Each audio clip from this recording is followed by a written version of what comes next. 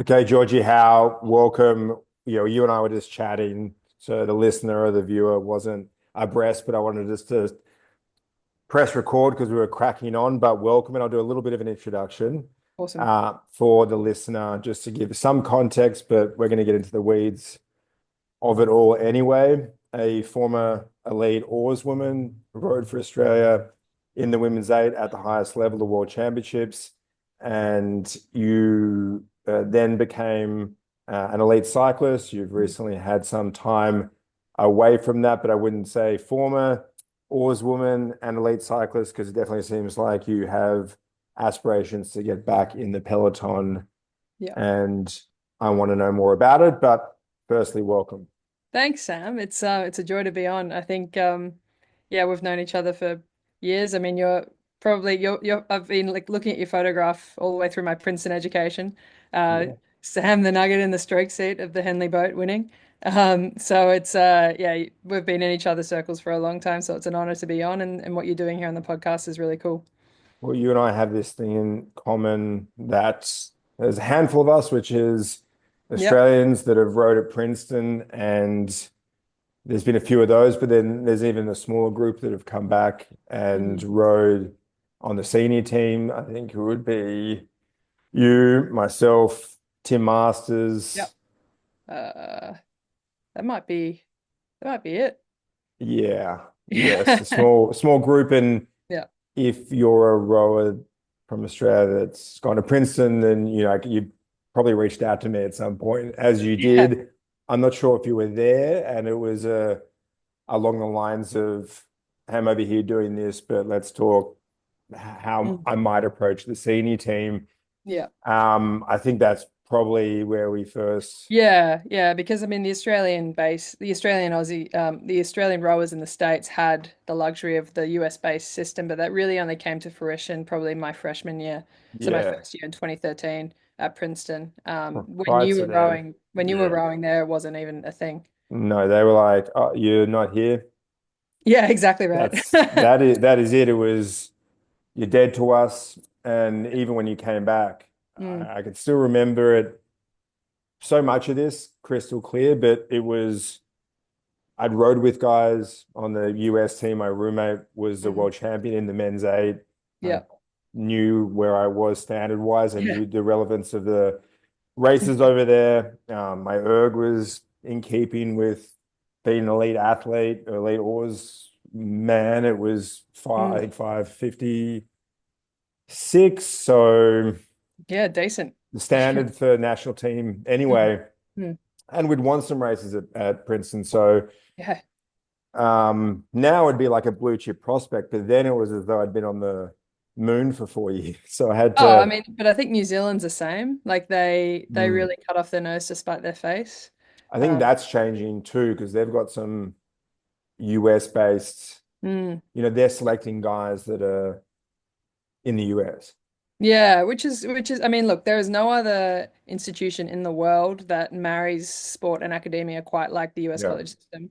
So it's a no-brainer for a intelligent athlete in Australia to look to that system and go, hang on, I want to row at the highest level and I want to have be taught in an institution that is top 10 university in the world, top in the US. Like it's a no-brainer. And for rowing Australia back in those days to be like, well, we can't believe you're doing this uh, Yeah. is was just illogical to me. Well, I did think they thought I was, much good to going over. So they just weren't keeping track of. Yeah. Even though when I came back, I remember one time I came back for the winter, the summer break, the Mm, Australian winter break, and I was just training. And the guys were preparing for the Gifu World Championships in 2005, yep. and they were training out of Sydney. Mm, I knew Matt Ryan, who was in the crew, because we rode together, and we trained every time I went home. So everywhere I went, I was training with guys yeah. on the national team.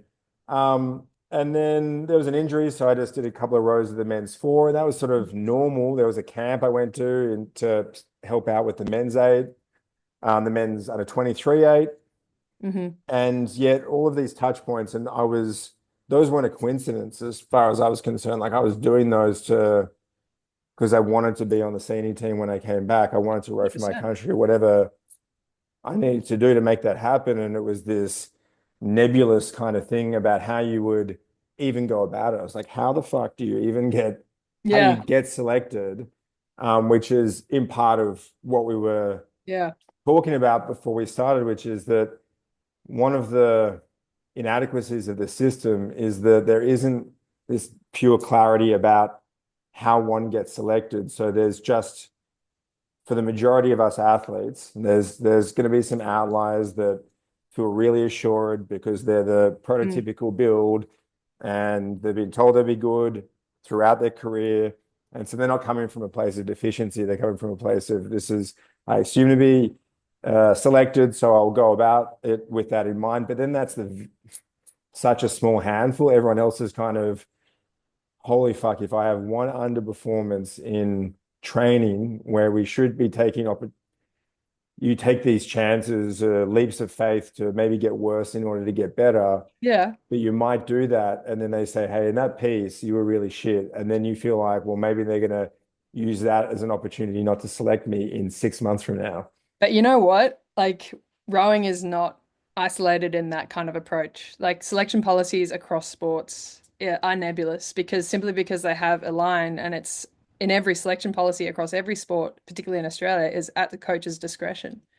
So like everything they lay out, it's like, Mm, top three at world championships, erg under 6 minutes, performance in seat racing.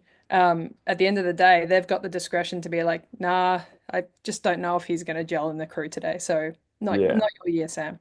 Well, and then that never really played out to be the case for me, but I'd always have enough indicators where I felt like it could be that way. And I Yeah. wasn't going to let that, I was not going to let that happen, which is No, just a different mindset.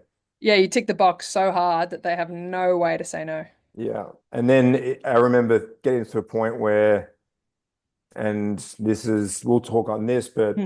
where lab tests and skin folds and step tests and it was all equalized as these do or die circumstances. Not Mhm. these are more consequential than others, but it was all something that could be used against you Oh yeah. because it had been in different contexts. So Yeah. then it becomes all equally important, and it's not because there's some data in there that should just be measured. But if Mm. you're trying to modulate it because you feel like any underperformance is going to be this reason they don't select you, when you feel like they maybe don't want to anyway. Yeah. Yeah, And and then that takes away the joy of it, right? The joy of the process. It's like yeah, because as we talked about before offline, it's like everything was a means to an end in a way. yeah, Like yeah, third at World Championships or second at World Championships. Okay, I tick that box in the selection policy. They can't use that against me. What's next? yeah, Okay, I have to get this on the ergo. Tick that box. What's next? And so yeah. then it really robs you the joy of the process along the way. Because I listened to a podcast that it's great. Sorry to mention another podcast on your No, good podcast, one, go for it. but this is We don't separate. live in the world where this is the only Yeah. this is the only one. Yeah. Brilliant. Yeah. But it's called The Minefield and it's Waleed Ali? Yeah. Yeah. He partners with a philosopher called Scott Stevens who's based in the US and they've just done a series called the School of Sport. And Scott has a really beautiful analogy of like athletes who basically burn out versus athletes that have a sustainable career in sport. And it's the athletes that burn out that like look at the goal, so like the Olympic Games, as their shining light, and so they've got to Mm. get there. And so that's where the process of hitting the selection policy becomes that means to an end. It's like I've won the world championships. Yeah, that's great, but it was in the selection policy. So my goal is still down the road. Yeah. Whereas he says the athletes that have a sustainable career in the sport are ones that take bits and pieces of that overall goal. So what that means to them. And they see that in every single step along the way. So they see parts of the overall outcome, like be it like adoration or reaching their potential or things like that in the little steps that they take towards that goal. And so when they get there, it's familiar. Yeah. Yeah. Well, it Yeah. definitely seems like those that perform very well at those peak moments when you spend time with them, those people, I'm thinking something like James Tompkins, Yeah. who, Yeah. three-time Olympic gold medalist, so he's got it very right at Hmm. least those three times, but also a lot of other times. And then you Yeah. spend some time with the guy, and you're like, well, there's less of a there's not a mystery. You know, there's No.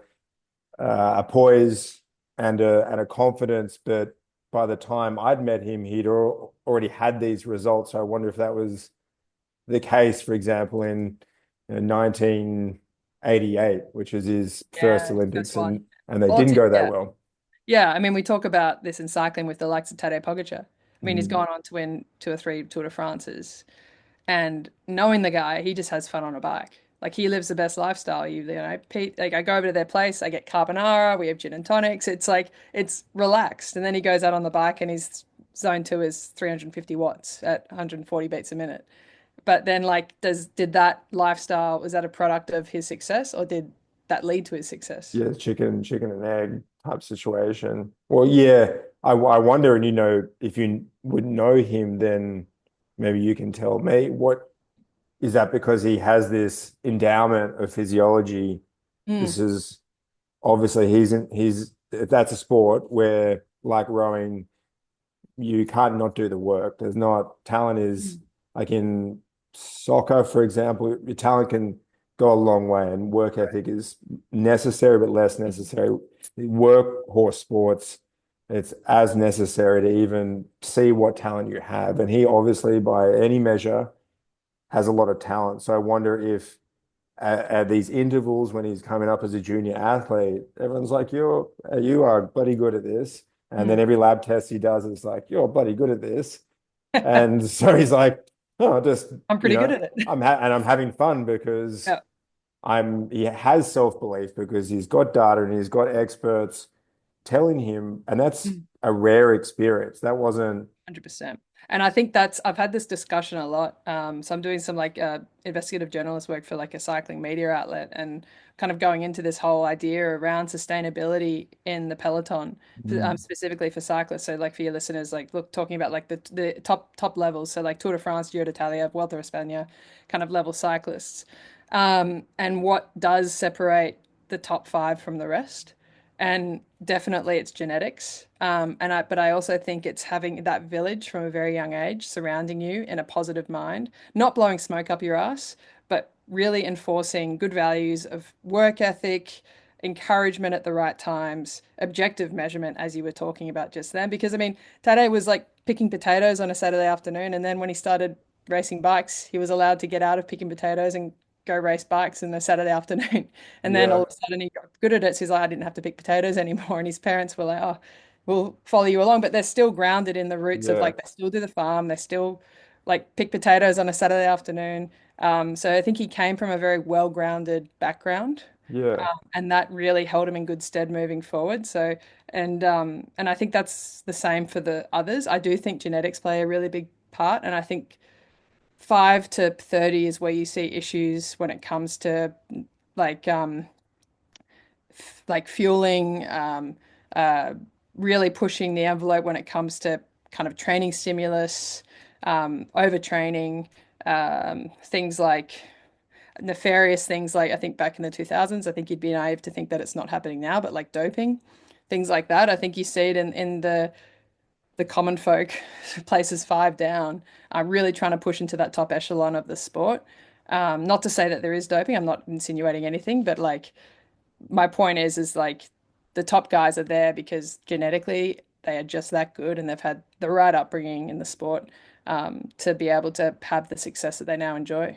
yeah. I mean, like everyone I've spoken to, I'd be interested to talking to people that have achieved Mm. success in some other facet of their life that isn't sport, but they Yeah. also happen to be enthusiastic about training. Like I'm interested in all of the most of the people I've spoken with so far is because in part because they've had some athletic success and the Mm. amount that it's come up already where it was this environmental and it wasn't any one thing. Sometimes it would just be the normalization of elite athleticism. Mhm. People, Cam Worth said that he had just people around, friends of family friends, Mm. people worked for his dad. Stephen Hawking happened to Oh yeah. work for his dad.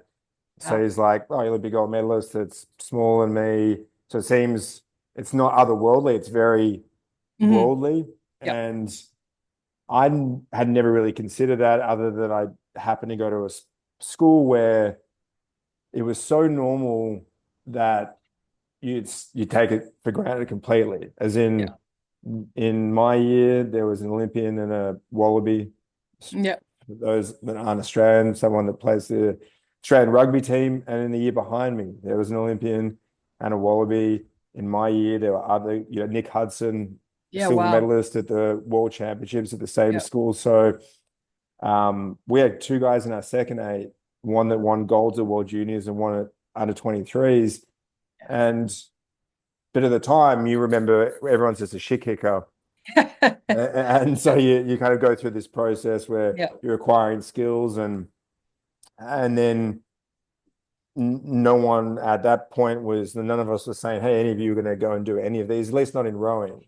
Yeah. Maybe on the rugby side of things, it seemed more realistic, but then it happens anyway because it has happened before. And because we went to Yeah. that sort of school, I remember seeing, just the Stewart brothers, Jeff and James, Yeah. and having a chat with one of them. And I was like, those guys that got to the Olympics at that stage was twice their Olympic bronze medalists in 2000 in the race with Redgrave Yep. when he won his fifth. And so it was all, this is normal. Even if it wasn't normal for me to do it, it was conceivable that it could be done because these people who were breathing the same air as me have done it. Yeah, and it's normal. It's being normalized, right? And I think like that's a huge component of it. I think well, there's research to say you surround yourselves with high performers in a certain context, you will become a high performer in that context as well. Just from like virtue of, assimilating to their habits. So you see that, you see it's like it's right in front of you. It's your context. It's also at a very formative age for you in the teenage years. Mhm. Like that is when like dreams get built, right? Yeah, So you see it's a possibility, and then all of a sudden it's like, yeah, why can't I do that?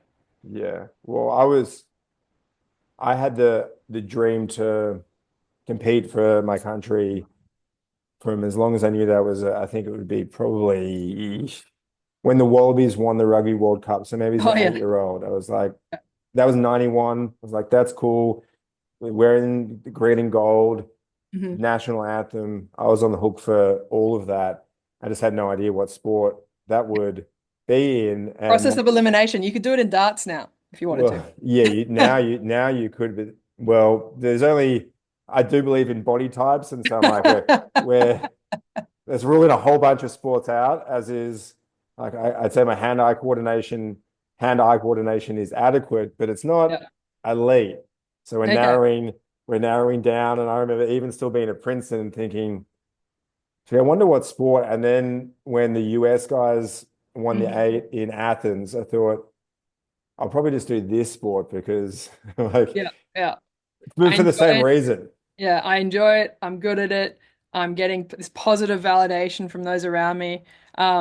Why this is fun, why not pursue it? Well, And I I don't think know that if I even enjoyed it. I just really? no, I didn't even think about it. I liked it's a vehicle to Okay. to compete.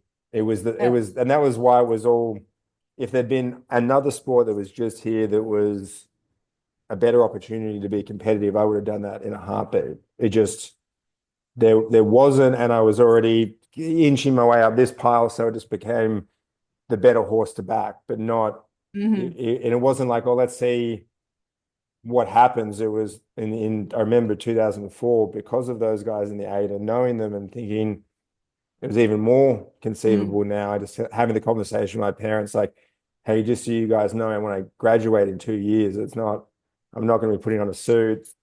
Yep. This is what I'll be going to go to Beijing. Hmm. That's, and then after that, it was just whatever is necessary. None of this is sounding particularly healthy. No, no, Just, no, but I think it's like it really probes into like the differing mindset of the athlete psyche, right? yeah, Because like the we are a different breed in the sense that like we will make compromise, and I won't use the term sacrifice because ultimately it is a choice. yeah. Um, like we make compromise for certain aspects of our lives. It's like I want to go down this direction, I want to go in this direction to build out the richness of the tapestry that is our lives, and in order to leave a legacy. I think a lot of it is around like being able to leave a legacy Oh in yeah. sports that we do, like to be able to walk away and be like, yep, like I will be remembered in this capacity, which I think also has its demerits, like, around like identity crisis and stuff upon retirement and things like that. But we pursue the highest point of our performance and our potential in an extremely objective environment, which is rewarding. Like I find joy in that, to be able to be like on every erg, I was getting a little bit faster. On every effort on the road, I'm getting a little bit better. Yeah. And like it's addicting. I that I agree with you wholeheartedly. Hmm. It's just that some people with rowing, Yeah. they love this like the sport. They Yeah.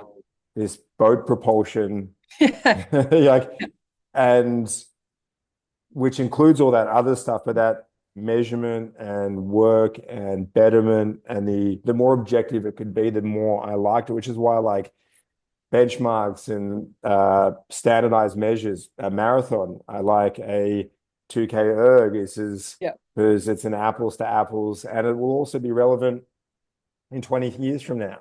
100%. Like it's my next step in the cycling world. Like, yes, okay, I race professionally, but I want to go after some FKTs, some like fastest known times on Yeah, the bike. yeah, Because like the absolute power of my production is the same as a U23 male. So like to be able to do that over an extended period of time as a female, as like in a body type that is not typically that of a pro cyclist, I think is wholly relevant. And you're like no one has ever done what you're trying to do with the deadlift and the marathon. Like to be able to do that and show that it is possible. Um, Not dissimilar to what we are talking about before. It's like people see that it's normalized, then all of a sudden everyone lifts up to meet that level. yeah. I'm trying to do that in any direction I can with the time that I like. I want to know what I can do, Yeah. and I'm Yeah. also fully prepared to find out if I can't do it because Yeah. I'll give it a good crack. And with you, because you were at a high level early Mm. on, so just in prepping for this, I saw the two-time national champion at school, Yeah. Yeah. which is a lot has to go right, but Yeah. given what you've done since, you were probably a core contributor to that. Hmm. When you started rowing, because if that's year 11 and 12 and you're already a good standard and you were Hmm. then recruited, so by then you were good. Were you a good athlete prior to that? Um, I think actually talking about James Tompkins earlier, like I think my appetite for being an athlete started when I went to a leadership conference as a Mm, 10-year-old and he was speaking. And okay, he was there you talking go. about his victories in rowing and I said, well, I want to do that. And funnily enough, I went to my, like year sixes have their interviews with the principals at high schools to kind of Yeah. sense if this kid's good for it. Mrs. Briggs, who was a principal at the time at Melbourne Girls Grammar in here in Melbourne, Victoria, said, "Oh, what do you want to be?" And I said, "I want to be a rower." To which my parents were like, "Fuck, shit, she couldn't be more esoteric than Yeah, that." yeah. Um, Well, not a bad school. Like there's worse yeah, places to say yeah. worse things, you know. That's Exactly, yeah. exactly. But then like you progressed to the rowing like we started in year eight, so I was what 14. Hmm. I had started lifting weights at the age of 13. I Hmm. was always going to I was a bigger kid growing up, like relative to the other kids. And that was never really an issue. Like my parent, it was just, like this big boned kind of discussion. Like it was never really talked about. Very loving, accepting family. Yeah. But yeah, I lived just up the road from a local recreation gym and would go down there as a 13-year-old and get in the squat rack, get on the bench and start pumping weights maybe 3 times a week. Guided by who ended up being our head of rowing, Christian Nason, who'd write Okay. me programs. And yeah, so very weight trained from a very young age. And then started with the rowing program, and we weren't very good. We were shocking, actually, Melbourne Girls Grammar. We were When you really yeah, when you we were started. out the arse, like across all four programs, we were out the arse every single Yeah. race. And then, but what it required was like a massive culture shift. So Christian Nason comes in, he comes from a football background, so Australian rules football, and he brings this mentality of cohesion, the collective, all this stuff. He brings in a whole swath of new coaches. Did he Um, row at school or what was his he connections? didn't row at school at all, so purely football background. Uh, yeah, which is like, and I think there's something to be said about, I mean, we talk about diversity on boards, on executive teams, but I think there's something to be said around bringing someone from outside into the fold to get Sure. a new perspective. Yeah. And so he did a phenomenal job. And he basically said, like, none of you are bigger than the collective. And Mm. so everyone bought into that. And he also said, you guys are in charge of the fun that you have. So then we had fun. So we made it fun. We made it enjoyable. And Christ, we were training 14 sessions a week in year 10 as a schoolgirl crew. We hadn't won a nationals by that point, but we were just like, we want to be the best that we can be. And that was always the goal. And like our head coaches at the time was Annabelle Eaton and Mike Steele, and they led that from the front as well. And then and we're Adelaide, and then we yeah, then we got to the final and we were coming fifth into the third 500, and then we made this concerted push, and then we went from fifth to first, and then hung on to win the national champs. And like our stroke set was mistaken for the coxswain at the medal ceremony. Like we were pretty There's some like like odd body types. yeah, odd body Yeah, types, yeah, but like that core group, so the year 10s in particular that then moved into the seniors the next year, we yeah, we were like we were the powerhouse of that boat. And yeah. like you I talked to like the heads of rowing of the school now, and they hark back to the days when we had that core group, because they haven't been able to replicate it across actually most schools. I was actually talking to a St. Kevin's coach yesterday about the quality of rowers that we're seeing now versus back in our day, Mm. and how like hard work, like we did a lot of hard work back then. I think in school, like the severity of the amount you work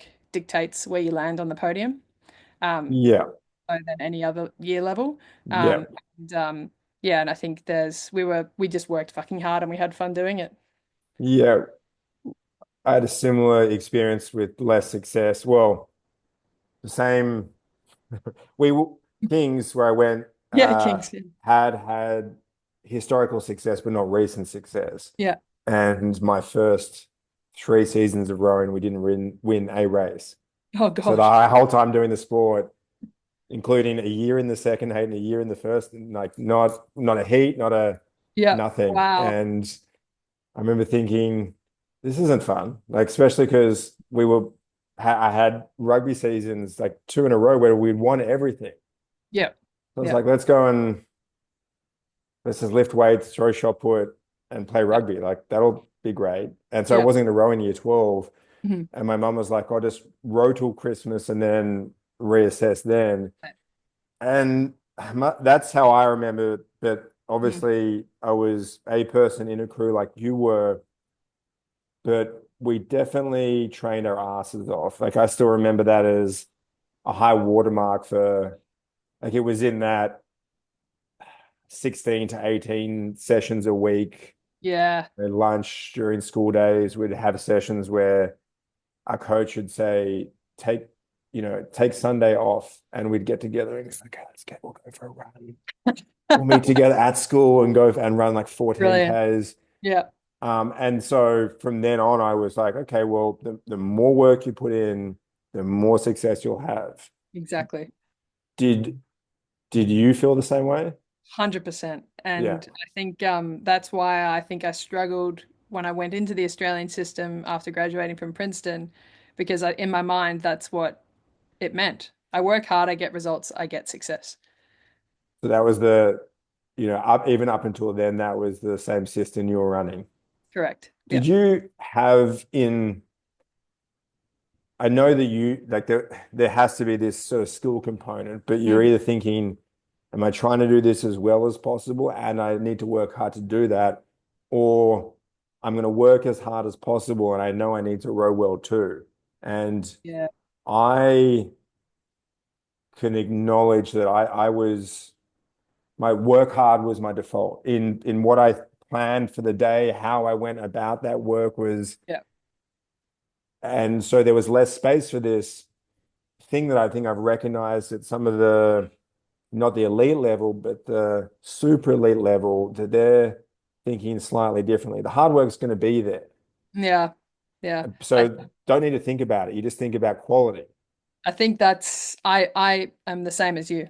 Like Yeah. I default was always hard work. It's like extra sessions, get on the erg, like go as hard as I can in the on the water at Princeton, because we only had 2 hours to practice every day because of classes and things like that. So being really quite autonomous around when I did extras, and also like culturally trying to bring others along with me, like trying to Mm-hmm. get others, like not like you guys on the Sunday going for a run. It's like, oh, Tuesday morning, let's go for an erg. It's the Like, same thing. It's just, yeah, you know, same thing. Yeah, yeah, 100%. yeah, So then yeah. like, but then like there was the acknowledgement that like I had to, like there kind of came a block where like hard work was only going to get me so far. So Mhm. then it's like, okay, now I have to start prioritizing yeah, tanks before a rowing Yeah, session, for yeah, instance, or like yeah. mobility and things like that. In the tank, would you, because at Princeton, for those that aren't aware, there's pretty sweet tank setup. Not great for physiology, but great for the technical elements of the sport outside Mhm. of the balance. Yeah. But I used to love rowing on the other side in those tanks. Yeah, yeah, yeah. Like it's almost exclusively. I would try and so I was port stroke Yeah, side. yeah, So then like yeah, trying to jump into the bow or the starboard side from time to time. But yeah, like 15, 20 minutes before every session, just in there practicing. It was mostly because I'm short. So I was like mostly just trying to get up to the catch and get the blade in as efficiently as possible, yeah. as long as possible. I mean, it was funny throughout my Princeton career, I started in like, 6-5 seat and then progressively just moved further and further back in the boat. And then my senior year, I was back in bow seat because I was the shortest by 3 inches. Um, I know how that goes. Yeah, yeah, yeah, yeah. yeah. Fellow short, And short, then you short. just get, an occasion here or there where that's not the case. Like I'm sure you had times thereafter where you might end up in the five, in the sixth seat, depending on how the boat's rigged, or Oh, you know, definitely. Yeah. yeah. With that in mind, given that you're 5'9", is that right? Yeah, 174, 5'9". Okay. Yeah. Um, I'm 6'1", so neither of those is and we're bigger frames, Yeah, bigger so frames. Yeah. not prototypical rowers builds. When did you become aware that that was the case for you? Um, I think I always knew it. Mm, Like I always knew. Like I was actually told in year eight by a head of PE at the time that like this is not head of rowing, this is head of PE, so yeah, physical education, that yeah, I would never make a first boat because I'm too short. yeah, I just don't have the body for it. And then they had those talent ID. Remember the talent ID programs that would come around to the schools and you do your wingspan and yeah, like yeah, reach and all that kind of stuff. And like I was never tagged as yeah, someone who should get into rowing. So I think it was always I always knew that I'd be kind of pushing an uphill battle in that sport, but I relish that. Like yeah. I mean, I think my whole sporting career it's been like people have told me you can't do something, and so then I just do it anyway. So that was the energy more than, hey, you can do this. You could go to the. It was more. Yeah, like I knew I had the engine, and I knew I worked fucking hard, and I knew I'm strong. How did you know you had the engine though? This is Back based in on like erg performances at school, like you knew. Yeah, I held the record at Melbourne Girls, still do, which is a problem. Yeah, So girls, they need to break the I record. did until last year at King's. Oh, you're kidding. No, and then but this guy that he broke it. I forget his name, and apologies for that because he's a solid athlete. I'm pretty sure he rode the single at World Juniors Yeah.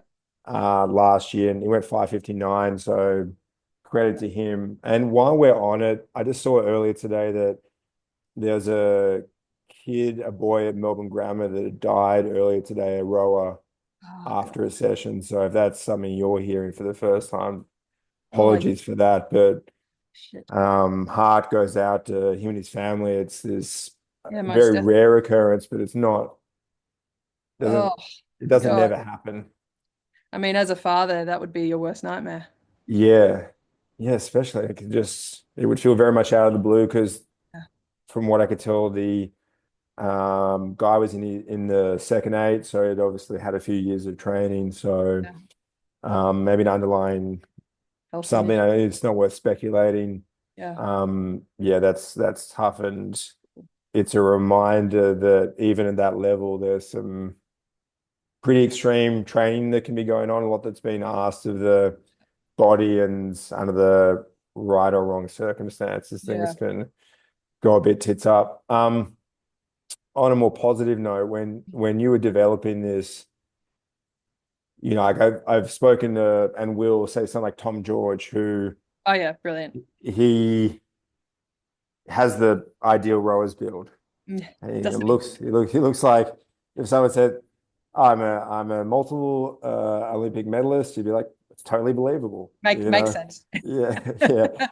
So I don't think he was having his tires pumped up along the way, but it seemed logical at all Mm. stages. Yeah. Whereas that wasn't my experience, and by all accounts, it wasn't yours, despite you having, the sort of talent, the people that they talent ID for, you don't meet these characteristics, but you have the performances Yeah. of someone that would. Hmm. I remember at school that seemed less relevant until the recruiting process. And they're asking you how tall you are, and I'm like figuring out what's 186 centimeters in Yeah. feet and inches, and also pounds, and also 6'1" isn't going to seem great, but 604 might, Yeah. and was helpfully enough to compensate. But that's Mm. you and I aren't what they are looking for Oh, fuck to no. Absolutely not. not at the Olympic level, not to fill out a varsity eight, to not. Mm. So did you, was that by the time you were getting recruited less of an issue because you'd had these on water performances, you had a good 2K for those that are interested and curious, what was that at school? I think it was like 709. Okay. Yeah, 709, 708. Like yeah, in the 710s area. Ish. 7 minutes to seven Okay. ten oh nine. Okay. Okay. That Somewhere area. like that. Yeah. Um, and did you feel like between I have a brain that works, perform well at school, I'm a reasonable person, I've won these national championships, I'm 7, 10, 09, and so you went through the recruiting process, you ended up at Princeton, which means you could have gone other places. Yeah. But Yeah. you chose Princeton, and did you feel by the time you got there, in terms of the rowing side of things, like I'm pretty well prepared for this? I remember having a chat with my head of rowing at the time before I left Melbourne Girls Grammar, and he was like, "Gee, remember, big fish, small pond here. You mean big fish in a big pond over there." Yeah, So just be ready for that. So I think I was prepared that it was going to be a bit of a trial by fire, but I still had the goal to perform at my very best, and I was still competitive with yeah, myself and with others. yeah. Um, so I actually on the height thing, like I didn't get a tape measure out when I put my height in. I said, asked mum, I was like, Mum, how tall am I? She's like, "Oh, I reckon you're like 5'11". So then put that in, and I went over for my official visit. For those who don't know, before you get admitted to the college, you go for a visit to check out the Yeah, university and hosted for a few days. So when I arrived, Laurie Daphne, the head coach there, was just like, gave me the up and down and was like, not 5'11". yeah, yeah, yeah, yeah, But yeah, yeah, so that was that. I mean, I knew from the get-go, like she was on me about my height yeah, from the get-go. And like yeah, I, to this day, will credit Laurie to a lot of my development in terms of my performance mindset, but also just like life in general. And yeah. I'm sure She's like great. yeah, she's fantastic. I'm sure Yeah. your coach was the same. Like they've Well, even put, Laurie, just because, when you spend a lot of time in the boathouse, I feel like I knew her pretty well. yeah, Like the '06 women was Maya Jevi and those guys. Des Jevy, Carolyn Lind, Yeah, Andy. They were stacked with Olympians and huge. undefeated season, sprints, nationals. They won it all, and they were building, building. But she's had a lot of success over the years with a lot of different women, have Huge. pumped out Olympians and national team members consistently. So she has to be good just by virtue of the results, but interpersonally, she's also just seems switched Oh, on. she's And fantastic. Yeah, like I hadn't seen her since I graduated from university in 2017. I didn't see, I saw her at the Olympics last year though. yeah, So it had been like, yeah, 7 years between visits for me and Laurie, and then she sees me and it was like yesterday. Like yeah, she is just that kind of person, super caring, yeah, always texting. Like we stay in touch. yeah, But she was tough on me though. Like yeah, I think the key thing with Laurie, and I think the key thing with most coaches, I mean, you're a coach, you understand this. It's just like you can identify those people that you can push, and you identify those people that you might need to kind of wrap up in cotton wool a little bit, um, yeah, in the coaching style. And Laurie was exceptional at picking who could be my battering ram for the year, and who do I need to be very gentle with in yeah. the feedback that I provide. And when did you think you figured out that that's what she was doing, and that in what category you were in? Pretty quickly. actually. So like I had the, like I knew that I was always one who sought feedback. So like in order to get better, I knew I had to kind of seek feedback from others. So Yeah.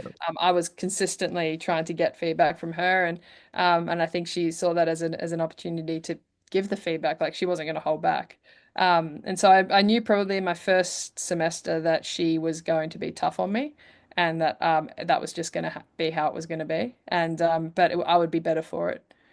So because we've spoken positively of Laurie, Yeah, and but you also flagged that your height was going to be something that you'd yeah. mentioned, but it's it's a non-malleable characteristic. Like she would joke. She'd be like, Uh, "We could get the like Puro, the Princeton University Rowing Association. So the alumni, we could get the alumni to fund a trip to North Korea for you, and we can get your legs done." yeah, yeah, yeah. And it's like, I can't do anything with that information. You're right. It's like but I think as an Aussie over there, you also, Yeah, because they get a sense that because we dish it out, we can also take it. cop it. And but you really can't do anything with height. There's No, not literally nothing apart yeah, from like, yeah, mega flexibility, which I'm sure you worked on incessantly as well. Like yeah, flexibility, tech, like work hard, but like, yeah, I think it became, I think my junior year, I really started to focus on the technique side of things. But just like, and also trying to be a good teammate. I think they were, because I knew my work ethic, my strength, and my ability to build a good culture were probably my three strengths. And yeah, so then I had to leverage that highly in order to be successful and make the first eight. yeah, On the yeah. yeah. So what you were there 14 through 17. Yeah, August 2013 through to June 2017. Okay. And you rode in the under 23 team Yep. in 14 and 15, and then Yep. you're in the senior eight in 15. Yep. Correct. So how'd you get called up for the senior eight at the World Championships that year, given that normally that would be a bit funky with a US athlete, but obviously the circumstances. I think with most things in life, like sliding doors moment, it was just a happy coincidence in the Yeah. sense that Vicky Spencer was coaching the four when we were rowing in Bulgaria, Okay. and at Plovdiv, and then her husband Andy Randall was coaching the women's eight, and they had an injury, they had a stress fracture in the women's eight, and that was a month out from the World Championship. And that was an Olympic qualification regatta. Yes. Yeah. So Yeah. high stress. So then they were hunting. They had a spare, but the spare was back in Australia. So they were like, right, we'll bring the spare over. But Vicky advocated for me, and she's like, I've also got this other rower who could suit this seat well because it was three seat in the women's eight. Yeah. So like, well, for those who aren't familiar with rowing three seats, like you can just put someone in there and they're plug and play essentially seat. We, I think there might be, and I'm not saying this from a position of spending a lot of time in No, three seat, and I would say there is a thing for three seat lorikeet, which doesn't really yeah, mean anything other than it might be the seat for your least technically astute correct. oars person, but they still need to be able to do the job. Like you Oh, it can't have has to do enough. the job. Like it Yeah, can't be a sandwich. Like yeah, it's got to be a person. And I think but for someone who's coming into a boat that's been rowing together for many months, yeah, like it was probably like the path of least resistance yeah, into getting them into that boat is to put them in three seat. yeah. And I figured it might be something like that, but I also didn't want to say like, hey, so did someone get injured? Yeah, no, no, no. Yeah, Someone had a stress. Yes. Oh, Renee. Oh gosh, I forget her name. Saturday. Yeah, she had a stress fracture. Okay. Um, Just to close the loop, Andrew Randall was my high school coach. So oh, right, Randy. yeah, Good he was man. literally. I saw him again at Paris. Yeah, that would make sense. And Yeah. he's now doing very well and gold medal Mhm. coach Yep. himself. And as he's had the shit kicked out of him in his coaching career. So I'm very Nice. happy for him to be doing what he's doing. So 2015, things must have changed from I have aspirations to row for Australia on the senior team to I have aspirations to row for the senior team next year. at the Yeah. Olympics? Was that? Yeah, and initially Rio was my goal. Um, but then it came to the point of like we didn't qualify the eight in at Agbolet, so in Yeah, the qualification regatta. So then they'd have to go to the last chance regatta in Lucerne. So that would require me to take a year out of university because I wasn't due to graduate until 2017 yeah, to pursue that goal. And so then it was a weighing up exercise. It's like to what extent do I have control over making this boat? And then to what extent do I have control over the boat making the Olympics? yeah. And So small in both instances. yeah, correct. So Yeah, it was it was just a real equation going on. And I think I made, and then, but then I was like, okay, if I finish in 2017, then I can put my head down and go make real crack for Tokyo. yeah. It Were was in, you training with that? So that's in the background of Mm. 16, 17 at Princeton. Yeah. Um, I'm going to do this here, and then I'm going to go back, and I'm going to slot into the national team and make the best of that. Yeah, yeah, yeah. I think it's like it was just like this is an opportunity to row at the World Championships with the senior team. Hmm. Once I came back from that, which Laurie, as an aside, Laurie also gave me a roast first week back in the water tw after World Championships. She's getting me to swing into bow, and you remember Laurie's stroke; it's very elongated, so like Hmm. heavy swing into the bow. Um, and Especially then for you. yeah, Yeah, yeah, so then yeah, I basically I did it. So like yeah, my back was touching the rigger behind yeah, me. yeah, And she said, screamed across the whole lake, good. Now if you rode like that, maybe Australia would have made it to the Olympics. yeah, yeah, And I yeah, was like, yep. yeah. Yes, that's actually sounds very believable on Lake Carnegie at about 5:15 p.m. on any afternoon this Exactly spring or the right. fall. Yeah, Yeah. it's a little I did describe it as it's a bit more of a blood sport, Yep. that it's 100%. just more combative, more screaming, I mean, more speed violent. orders. Yeah, yeah. And it's Yeah. like let's butt heads. That even the wordage that they use to describe what you're trying to do is more of that, which aligned very well for me in the 100% ditto. Yeah, yeah. same. So did you find that when you came back that that there was a bit of a cultural shift, and did you feel like you were prepared as an athlete and as Mhm. a I think the as a person? So I guess distinguishing between the fitness and oarswoman Mhm. characteristics, and then the cultural, and no, you're no longer in an integrated system where you've kind of got a boat house. So it's just a transition. You're going to get You're talking about measured by different Princeton, criteria. Yeah, Princeton to Princeton, and Australia. yeah, Yeah. yeah, and small boat emphasis, for Oh, example. yeah. Even you're going to be on the bike Mhm. as a squad, which is not a thing you ever do at Princeton. So there's just a lot of differences. How did you handle that? What did you find was the most significant contrast? I'd say the lack of collective push to a common goal. Yeah. I think that was the biggest thing. Like the fact that it was dog eat dog. Um, Mm. everyone's kind of going after themselves. Even from like, I'll get the good oars today. So that way, Yeah. yeah, Yeah, yeah. Yeah. yeah, Should I? go get Yeah. that. Yep. Yep. Yep. Okay. But when you're in small boats though, and when you're going to line them up, Oh yeah. I wonder if the environment just orients itself to that immediately, because everything has this, we're doing 5K time trials, Mm. there's a pecking order. I would think that the national team would be benefited by having a chunk of the year, basically from the World Champs till Christmas, Yeah. through Christmas, we're just training to get better. We're not assessing, because there's nothing that we need to know now that we can't find out later, but we can really compromise this process of trying to get better by trying to measure. Why aren't you the head coach of Australian rowing, Oh, mate? there's 1,000 reasons for that. Even No, if but it's there's so many times in which I've said, "Hey, this is the way in which I think we could do things better," and that it's a changing mm, person or entity that you'd even be talking to, yeah, because the heads roll when yeah, things they don't do. go well. When we saw it after Paris, right? Yeah, and then the people that could even put some context behind, "Hey, this is why things didn't go well."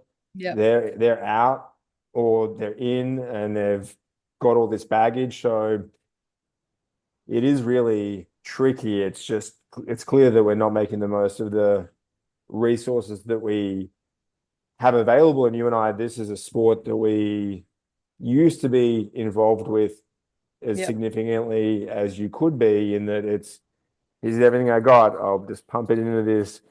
That's Oh God, eggs in all that basket, all those yeah, baskets. And then yeah. like you're at the national trials and you're doing races and you think you did well, but then all of a sudden you get the call up to the room upstairs.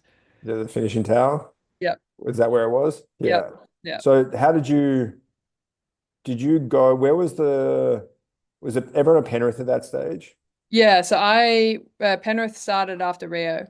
Um, Yeah. so the women moved out there then. And I think there was some I think you're allowed to agree or disagree with me on this, but I think the splitting of the men's and women's centers was probably a mistake. Um, in the sense that like we've created this like two separate microcosms, which oddly are both channeling towards the same goal, but like the men are doing their thing, the women are doing their thing. And when you I look, I'm a woman, I feel like I can say this, and if not many people, not many women would disagree with me, but saying Yeah. like putting 20 women in the same spot with not much else to do other than row a boat doesn't really end well Yeah. Yeah. culturally. I can't say because we were mostly in the same place. Yeah. Yeah. So then you can just point to the results, which I would just reiterate, are not reflective of the investment. And that's not to say that they need to be, or that that's how we measure the sport, but just to say that often with a performance, that's the deficiency. Like there are countries that it's a bit of an arms race, but for Australia, that's we have the Everything. coaches that we want.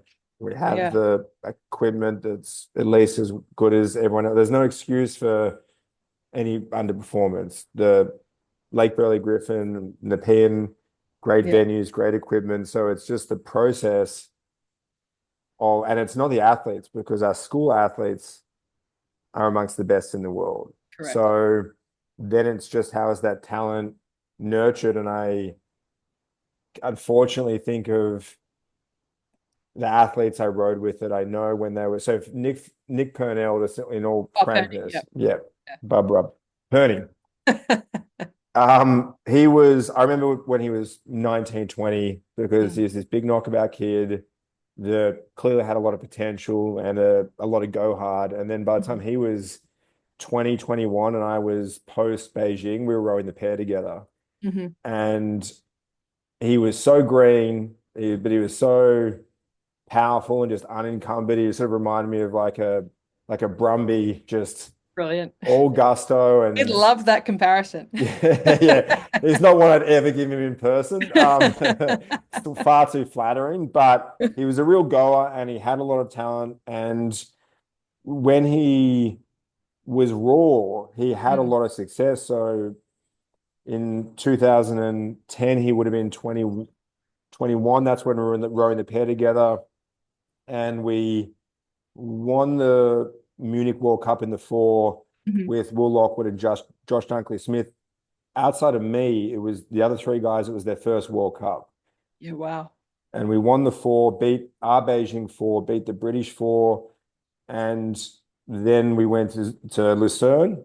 They put in Mm, four different guys in the eight. We came second in Lucerne, shit. and then we got a bronze in the eight later that year. Mhm, And throughout that process, and then leading into 11 and mm. 12, and I'm just focusing on Nick because I remember what it was like when he started, and I remember what it was like by the time London rolled around, Yeah. and there was just a lot of self-doubt. And Mm, he would say this as well. And if I think of, well, how does that happen where you've got an athlete that most of his experiences from the get-go on the senior team was winning World Cups and medaling at World Cups and medaling at World Champ. Like this is normal. So that's exactly the kind of situation you want to be in, yeah. because success begets success. And Correct. then by the time the big dance rolled around, he was not backing himself in.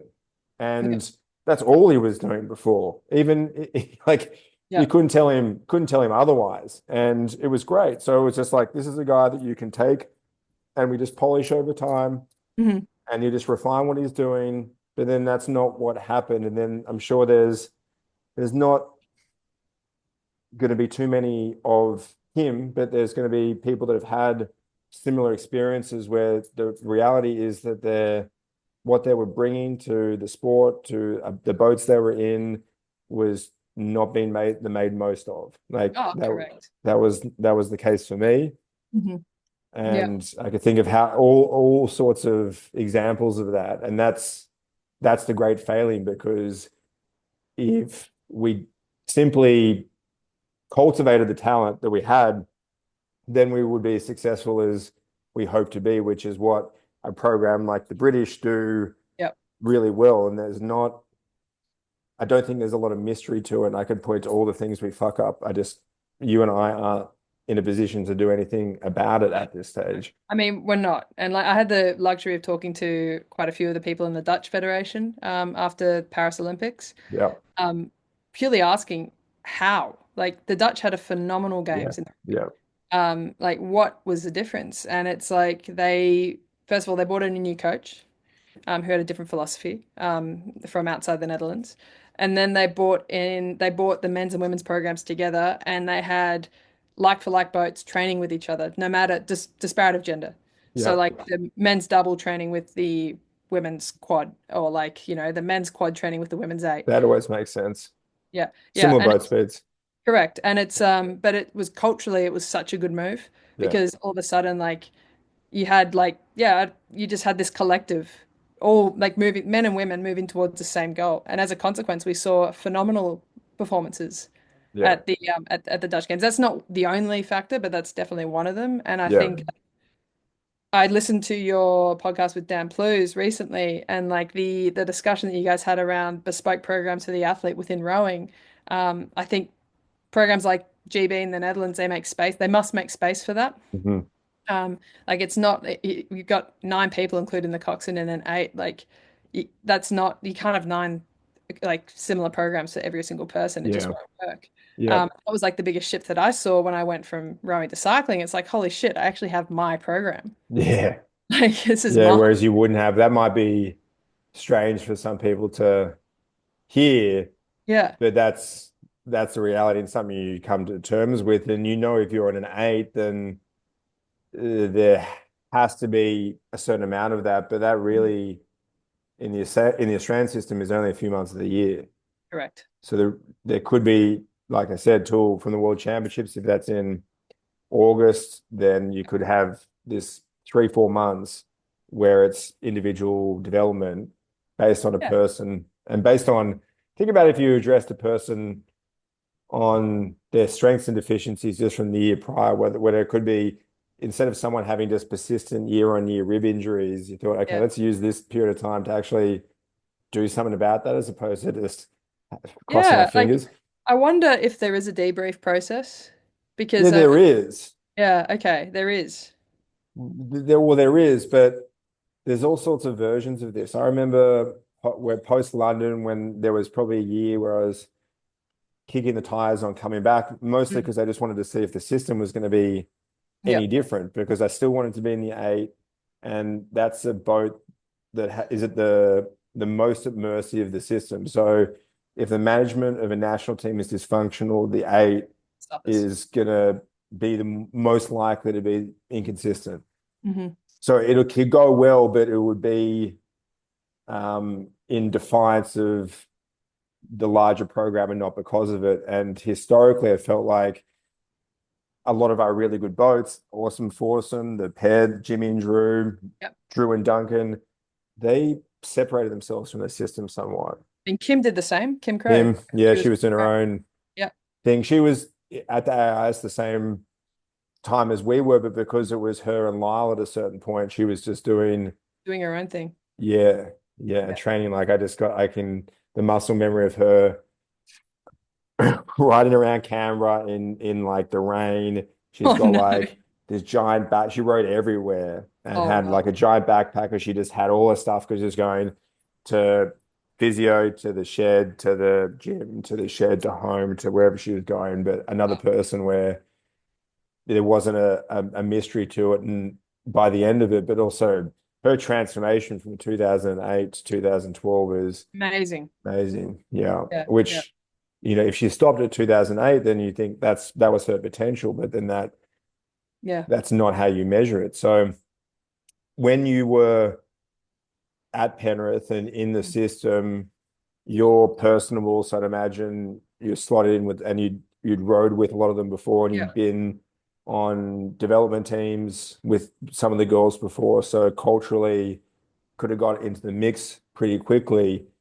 And then how did you feel you were being treated as an oarswoman? And I say treated because someone might think that's not a thing that mattered, but if you're a sweep rower, you're going to get paired up with someone, and who they pair you up with yeah. says a little bit about where they see you, so there can be more or less favorable coaching. Yeah, I not favorably, I think is Yeah. probably the Okay. simple way to put it. Okay. Right. Yeah, yeah, Yeah. and I think a lot of it came actually down to the fact that I came from the States. Again, like there was this like they brought in a new coach who I did not see eye to eye with. He was a means to an end in terms of someone to get along with. But I just wasn't someone who I would put on my Christmas card list, let's just say that. Yeah. And but at the time, I knew that I had to kind of be on his good side, which is a Sure. silly part of the sport, but I had to be on his good side in order to, you know, get the results that I'm aiming for. Yeah. Um, and that was consistent through the whole women's center. It was like, everyone's kind of in a survival mode with this Yeah. coach trying to not put their foot out so that way they're not given any ammunition to be booted out or to be given a shit pair partner or to be given a shit erg or whatever. So it was a real like Lord of the Flies kind of situation. Yeah. Uh, and that was something I just didn't want to be a part of. So I elected to come train back in Melbourne. That was a better environment for me. And like Jess Morrison was the same. So we were both working at EY at that point. Mm. We had taken Kim Crow, actually, then Brennan, Mm. referred us into the elite athlete program at EY. So we started graduates together in people advisory. And so we were happily working at EY, training twice a day at the sheds. Like you could literally get the flying fox from the EY building down Yeah. into the Uni Boat Club. It's a good And thing about rowing in yeah. Melbourne, why it works and why Definitely. And the a lot of you VIS is guys just are, down the road yeah, as well. Like it's yeah. easy. But then yeah, like that was a far more conducive environment. Like we had a mix of men and women there under Matt Ryan training. And yeah, we achieved some great results, and results that were far above the pecking order at which we were assigned up at the center. So did you have removed yourself from the epicenter, Yeah. which is going to come, even if it's better for you and your development and Mhm. the sustenance of your ability to train, which if you can't maintain it, it doesn't count for anything, especially if the end goal is in 2020 and Yeah. it moves. So that's not a game you can avoid, but then you're also not, you're not going to be held in the best favor. And Yeah. this sense of, well, I'm going to have to convince people that I'm gonna have to put myself in a position where you can't not select me instead Correct. of I'm just gonna be as favorable as possible. Like you should just aim to be as the best you can be. That's what it should be. But 100% it should be. this is not how you were thinking. It's not how I was thinking. This is which is useful for people to know this because they can, if it's a younger athlete and they're hearing this, then maybe they have a little opportunity to, I think about what you can control. You can't control the coach, and you can't control where the training center is, but you can control your approach. And even in the situation that I was in, I like to think of ways in which I could have done better. Like the one thing you flagged before, which is that you can help a group along. Good Hmm. for team spirit, for mojo, for Yeah. whatever. Like even if there's a teammate that's struggling and there's a part of you that knows, well, I can help support them, and then that's going to help the collective. That wasn't my strength, Hmm. and probably because I didn't have the space to even think like that because I'm Yeah. like in a No, but like and not like in no like fault of your own, like you had to think that way. you well maybe, but my frustration in the end was I got selected in the cruise that I wanted to be in the end through because I was going to die if, Yeah. oh, you were going to select me. And so that it was more combative like I made it more combative than it even already was. Hmm. And that meant that I was trying to kill my teammates too. And so my leadership was, I'm going to die on this hill, and I expect you to too. Hmm. And we'll all die together. And if anyone wasn't up for that, then you were dead to me, which isn't fostering either. No, no, no, no. But it's like, but it's just a different leadership style as well. It's Yes. like in this weird and wonderful space that we call high performance sport, you would have found like people who relate to that. Oh yeah, And that it worked. It worked well for a lot of the time, because if I point to all the times it did work, yeah, like that World Cup, for example, because they were all those guys were green. Training sessions when we were there, I was making the calls, the whole race plan. I was like, you guys are going to do what I tell you to. yeah, And because they were very good and we worked together, it went well. And so I could look at that and go, that's when it worked well. Worked well at school when it was yeah. like, we're going to die together. And everyone was like, fucking oath. And and it went well. But then I look back and go, okay, well, you put everything you had into this sport, and you're going to have the rest of your life to come to terms with coming sixth at the Olympics twice. And I think of my responsibility as opposed to just the ways in which it was the inadequacies of the system. Like those exist. I can Hmm. point to those, I can talk to those, but that's not to excuse the part that I played and the part that I could have played. There would have been times when, like I think with that Cox Toby Lister, Yeah, yeah, I know Toby. you're right that my standard for Coxes, because of how important they are, would be I expect you to be excellent, and I expect you to be excellent in the way that I'm prepared to be excellent. Yeah. So it's immediately a higher standard, Hmm. and anything that's shy of that was I just didn't have a lot of space for it. And I wouldn't have been that cool with that, which Yeah. that's uh, an okay position to hold, but then it's what do you do with Yeah. that? So instead of, I could have gone around to his house and we could have watched tape together, and we could have just Mm. hung out and talked about it in a thousand different ways. And instead, I was just like, be fucking better.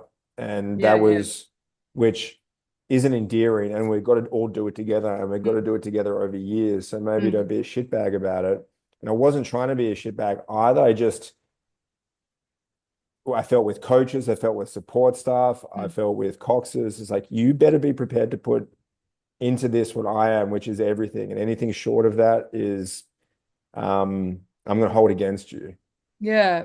Yeah. I mean, it's extremely like vulnerable of you to like look back on that and recognize that about yourself. Like when did that shift happen? When you like went from that drive, which is not coming from a bad place, by the way. Like don't be hard on yourself in that respect. Like you were trying to be the best. Like that that was your reason for doing it. But then where did that shift go from like that into this mindset of like um yeah, looking to like getting in others' shoes and like and thinking about different ways of doing things.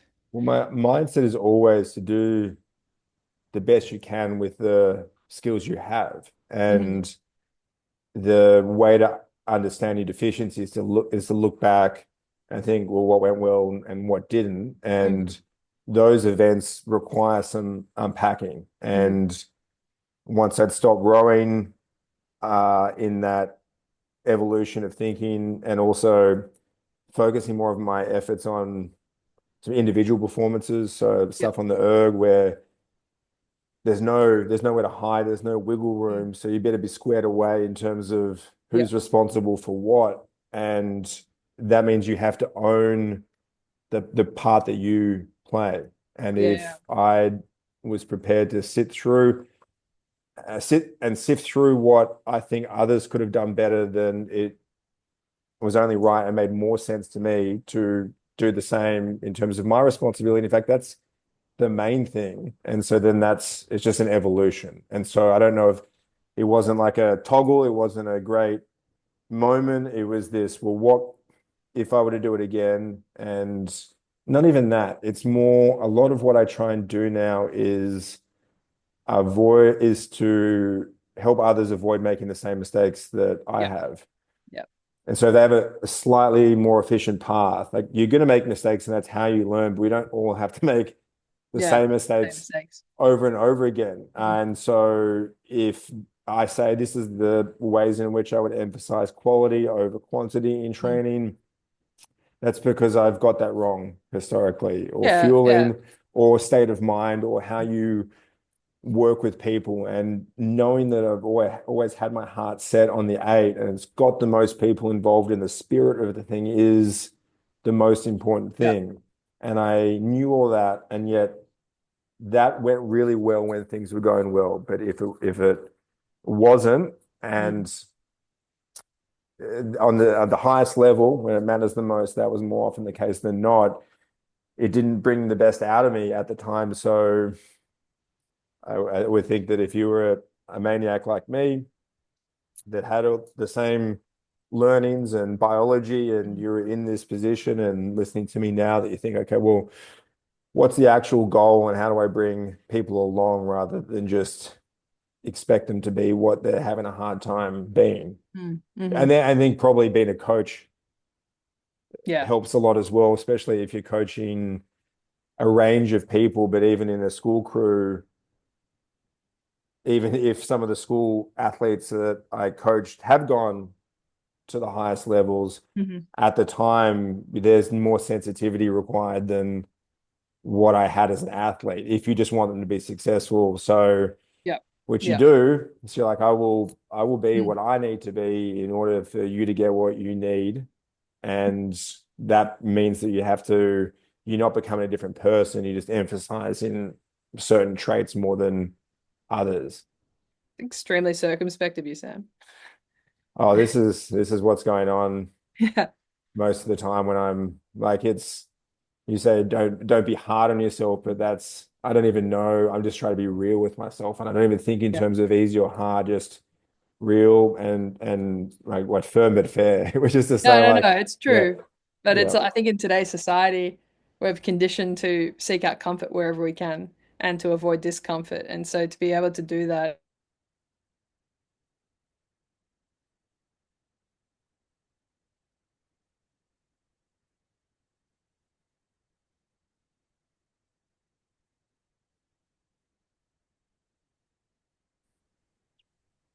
Oh, got you back. Oh, there we go. I Yeah. lost Yeah. you at modern society Yeah. inclined I towards can, comfort. yeah. Yeah. We reject discomfort and we go towards comfort. Oh,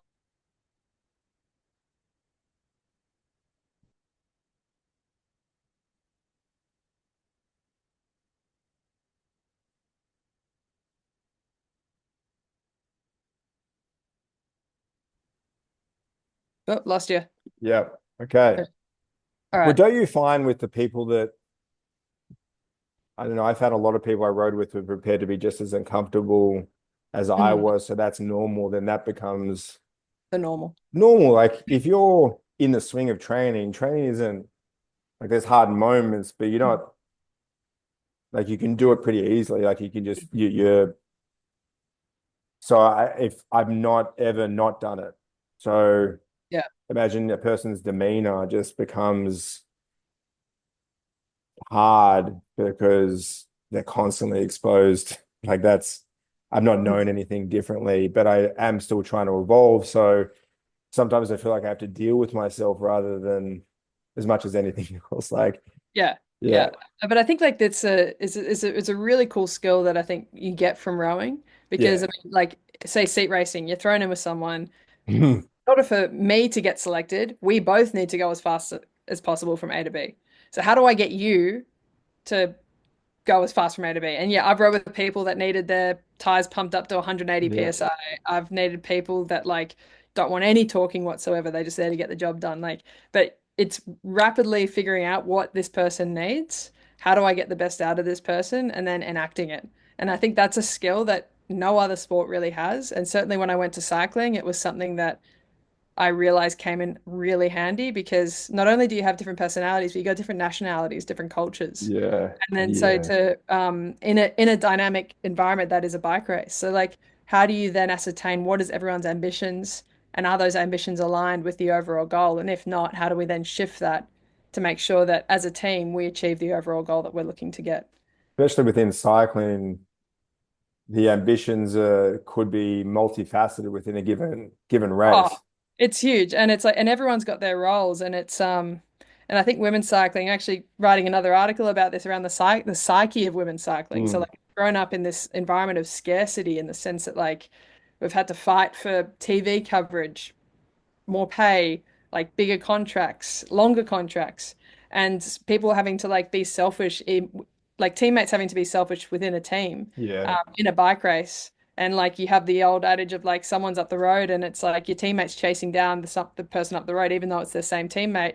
And then you get to the bus at the end of the race, it's like, oh, what happened? It's like, oh, my radio wasn't working or something like that. I didn't I know they were up I the do road. remember one particular incident last year in women's cycling that you Yep. might be referring to. Yep. That is also part of the appeal of cycling. Definitely. The There's drama, the interplay, like that's the thing that got me interested in. Yeah. I tell people that, when you're into cycling and mixed martial arts are the only sports I really watch. Oh, really? That's Yeah, a yeah, bit. that's it. Just because people, Well, you know, Lorena Wiebes was a kickboxer. I did not know that. But it's just they're hardcore, right? Yeah. Oh, yeah. And we're going to find out, and that's the thing I love. But I try and sell a bit like everyone's got their own story. Like there's this going on and this going on, and if you don't, it's hard to get ingratiated to. But then once you do, you understand it. But then you were in it, and I want to Yeah. figure out how. This is a question that I've had Yeah. for a long time, and it comes with a small personal story. In that I remember before going to Princeton, I went on one camp to Canberra with Drummoyne Rowing Club, and there was some guys from the under 23 eight around that time, around 2000, 2001, and they were good cyclists, took it seriously. And I remember going for a ride, and I'm still trying to figure out how to clip in. And Yeah. I remember being at the traffic lights, here going green, and I look up and everyone's just It's completely written gone. off. Yeah, yeah. So I'm riding around by myself and just like a complete disaster. And there were several versions of those. Yeah. And then I went to Princeton. And I remember thinking at all stages, I knew that cycling on the Australian rowing team was a not inconsequential thing, especially with the men at the time was a lot of Yeah. Victorians and there's almost as much bike riding as rowing. Yeah. And Yeah. so I thought, bloody hell, I have to be good at that too when I come back because I don't want that. That'll be this deficiency that I It's can't gonna bear. they're gonna point to. Yeah. Yeah. Right. And so I was fully prepared to be on the bike when I came back from Princeton. Was this something you were thinking about at all, had to deal with? As in like when I was at Princeton thinking Yeah, about did you coming back. know, like, okay, well, I'm going to have to do more small boat stuff and there's going to be more cross training and being on the bike might Yeah. be a big part of that? Yeah, I think so. I actually know I know so because I I mean mean, I have you done rides when you're doing under 23 stuff? Like, Um, because I went to the university before I did under 23s, yeah, but I bought my first bike with pocket money off Bike Exchange when yeah, I was 16 because my old okay, man is really into cycling. So okay, he was into like the Lance Armstrong Schleck brother era of the Tour de okay. France, Oh, pre yeah, Lance getting yes, done. yes. But killed him. He was so upset. But Mm, the yeah, he was we'd stay up late watch the Tour de France and okay. funnily enough, like he'd always be like, "You'd be a great domestique. Like Paris-Roubaix would be your race." And I was like, "Oh yeah, righto, Dad. No worries." But you were on the bike because and Melbourne has got this big cycling culture. Yeah, it was mostly around the culture, time with my old man. Yeah. Like I wasn't riding fast or hard, but You were like going on rides and you're I like, was just going on yeah, rides. I was yeah, like, "Fuck, it's good." Like riding next to the ocean, and like when yeah. I'd come back from Princeton in the summers, like I'd go for a ride and I'd be like, "How good is this?" Like I Okay. had no bike computer, just getting out on the Yeah. bike, Yeah. having some fun and riding with friends. And then were you riding, I guess you were in Penrith that little bit, but then Yeah. in Melbourne, like doing group rides with rowers. Yeah, and I think like group rides with rowers are a different beast to normal group rides because we just try to shell each other on the Yeah, ride. yeah, there is that. I wanted to ask you about that. Did you, because you wouldn't have noticed when you were at school, and then it wouldn't have become that obvious when you were at Princeton. By the time you were back as a senior athlete with rowers, were you thinking, I'm pretty handy on the bike? Or Um, were you just like one, yeah. everyone's pretty good because everyone's got a pretty good engine, Mm. but some people are better than others, especially as soon as there's a incline, it's a bit of a They go separator. uphill. And Yeah. I used to think a good group ride would start when we've shelled half like if we went for I was literally thinking, I was like, this does not start until we've got rid of a few guys.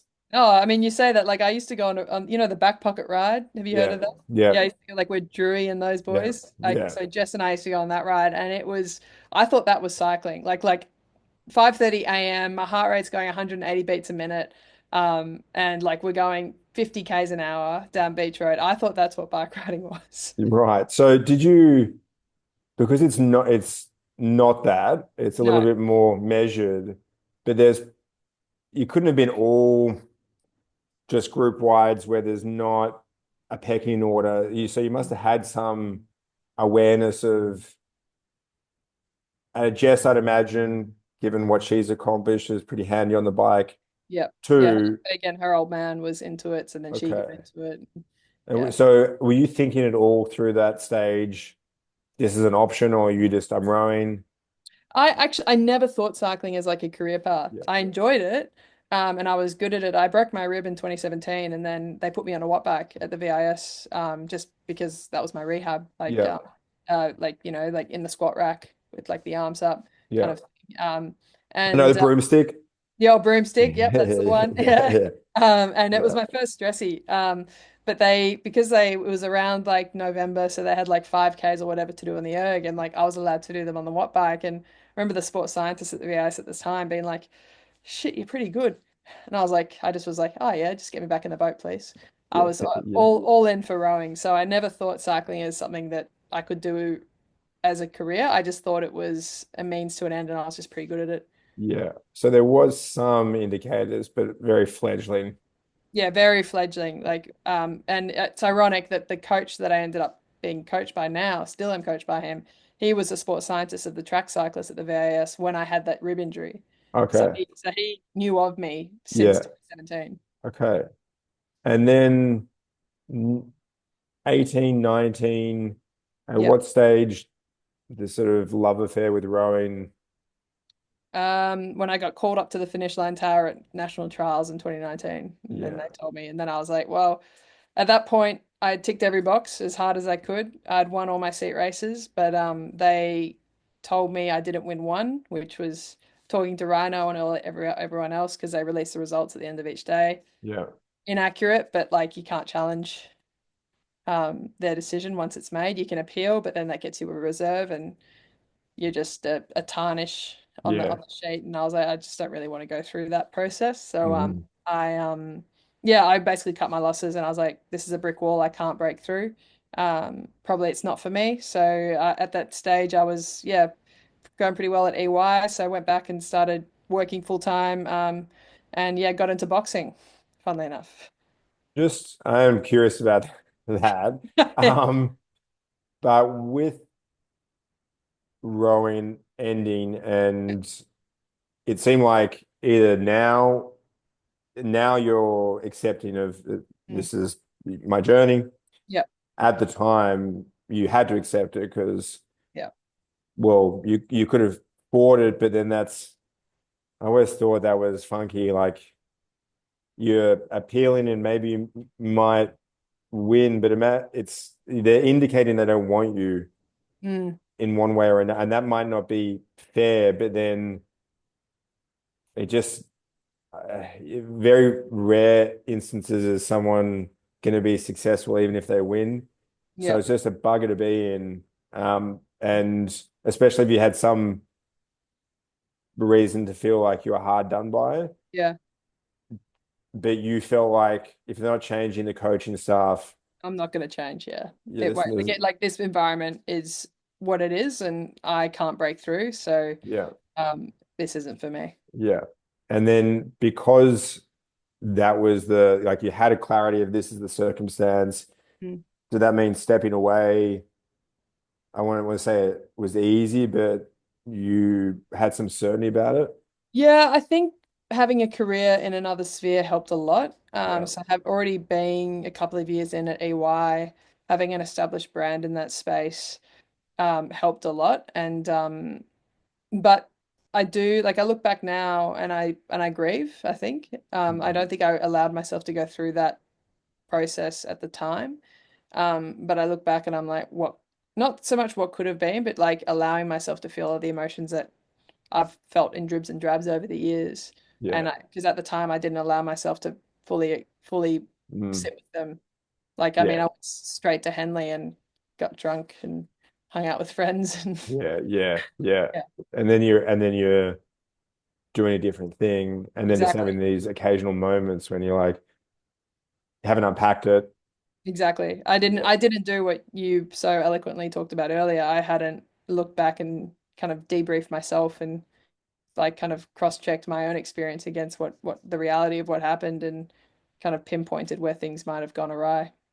Well, just so you know that to do that, I had to move to Adelaide Yeah. and like hang out with my dogs. And it's like I pretty like I was coaching and I was hanging out quite a bit with Bryn Kudrow, who's my teammate Yeah. in London.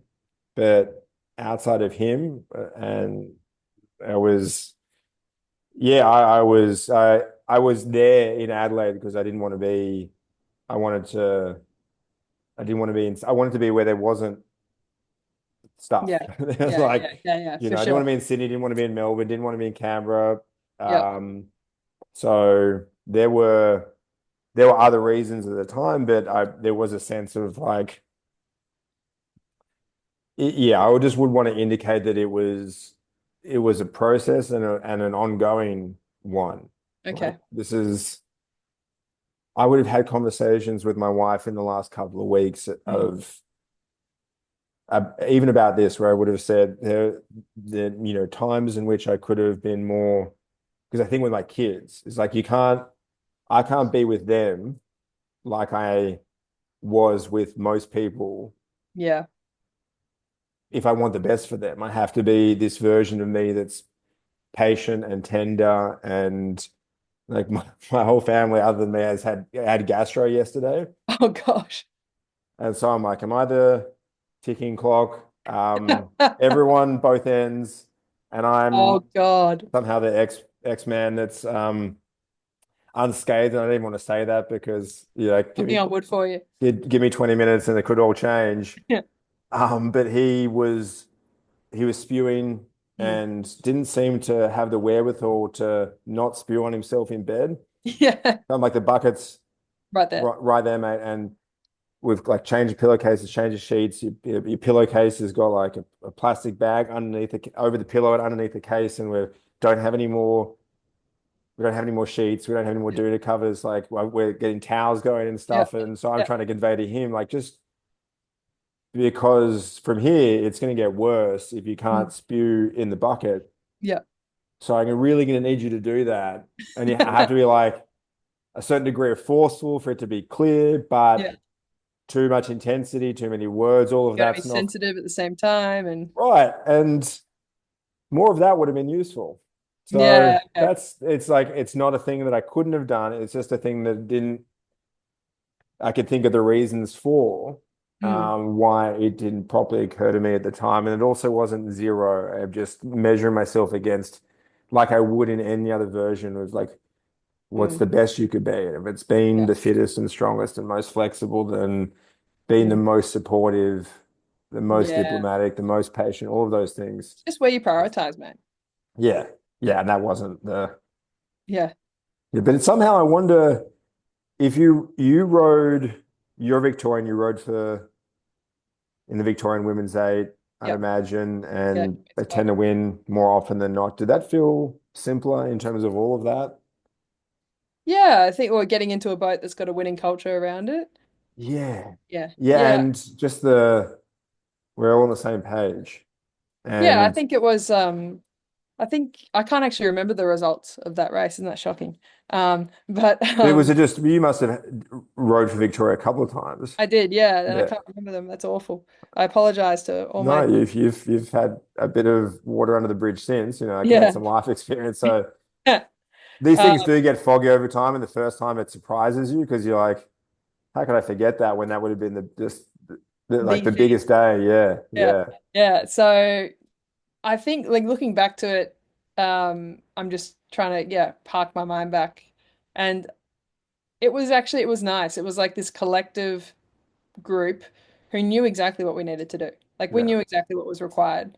And that was simple. And it yeah, was like being back at Princeton. yeah, yeah. And I ask you that because we had a bit of success simultaneous to we won 6 King's Cups in a row for New South Yeah. Wales, and felt real clear about how it wasn't a mystery. Like, oh, we did. How did that happen? It was like Yeah, yeah, yeah. We knew how all that happened. these things, and then we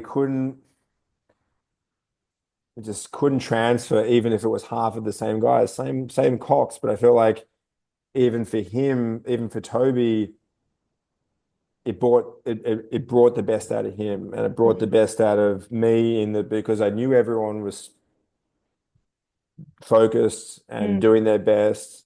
That I was more likely to be patient and tolerant and all of those things. And I'd guess that there were a lot of guys in that crew that, like Nick Purnell, would have felt Yeah. more comfortable. And instead of having this thing that we could then build from, it was like, okay, you guys, we're not going to leverage any of that. We're going to sort of pull it apart and then cobble it back together in a way that wasn't organic. Whereas those crews, King's Cup and Queen's Cup, tend to be more Oh, they're organic. organic. And I wonder if it's because like it's us versus them and we're the us. But shouldn't that be that on the, It should, but yeah, I think the culture that's created in Australian rowing is so combative, yeah, and not in the sense that you were talking about earlier, like that. I think that's a good combative, but in a sense, it's like you will take my seat, yeah, and that's like that's not on. Like whereas at Princeton, it was like if someone beat me in a seat race, that was fucking great because then they're faster than me and the boat's gonna go faster. yeah, Like that was the mentality. And I think similarly with the Queen's Cup, it's like, yeah, of course you want to make the boat. But if you don't make the boat and you know you're fucking good, someone else has made the boat who's even faster. And so yeah, that's really good for Victoria. yeah. Um, You would have felt like in both of those instances as well, you're going to get given a fair shake, Definitely. And I think definitely a fair shake. Yeah. and everyone would know that, which Mhm. then makes it means that everyone, even those that miss out, are more Mhm. able to be at peace with it, which means they're not, oh fuck all this. That means you've got a good 2V where they're like Oh, exactly. nipping it, yeah, and then it means you've got Annoyingly nipping at your yeah, heels. and good Queen's Cup reserves who are like, I support those girls. I do Yeah. anything to be in that boat. If anyone's not up for it, I'll step up. But if I'm here on the bank, then I'll back them all the way in, which Yeah. all should be replicable at the top level, but then wasn't. That was one of the things that gave me the biggest shits, especially we went 522 Yeah. in Right. 2011. Shit. And in there's some following breeze, but then there always is for Oh, fast yeah. times. In Salkeo's time and Yeah, Ollie's in the Ollie's, yeah, yeah. yeah, yeah. You still got to be good, and it just didn't feel like we ever built from it. Even if we had like a Mm. very competitive race with the Victorians, like okay, good, we've got 2 8s, Mm. and maybe a couple of those guys will go into sculling boats or this and that, but we've got this Squad. squad of people we know can move 8s fast, and then in this interest of teaching us how to row 8s fast, it just all got pulled apart. Yeah, and I look, I say this quite a bit about culture. Like a fish will rot from the head. Yeah, Like that's culture, like if the executive or the management don't percolate culture down, yeah, it won't happen. yeah. And I think that comes to staff, it comes to um, the rowers that they bring in, Mm, it comes to the way that they coach on the water, the coaches that they bring in. Like it all starts at the top and trickles down. And yeah, so I mean, similarly with like the All Black philosophy, you walk past the mess that you accept. Yeah, exactly. Yeah. They also, it felt like the invert that they you got treated with less respect and given less responsibility the higher you went up. Like it was this, Yeah. It's interesting, isn't it? yeah. But I was ref thinking about this thing you said before where you were talking about the training bases being separated. I think Yeah. that's probably true. I never did rowing for the social events Mm. after it, but I know that they went through a process of after the New South Wales champs, instead of everyone goes to a pub and hangs out, they're like, let's get on the plane and you go back Centers. to Canberra or go back to Melbourne, or no one's like hanging out, getting to know each other in this.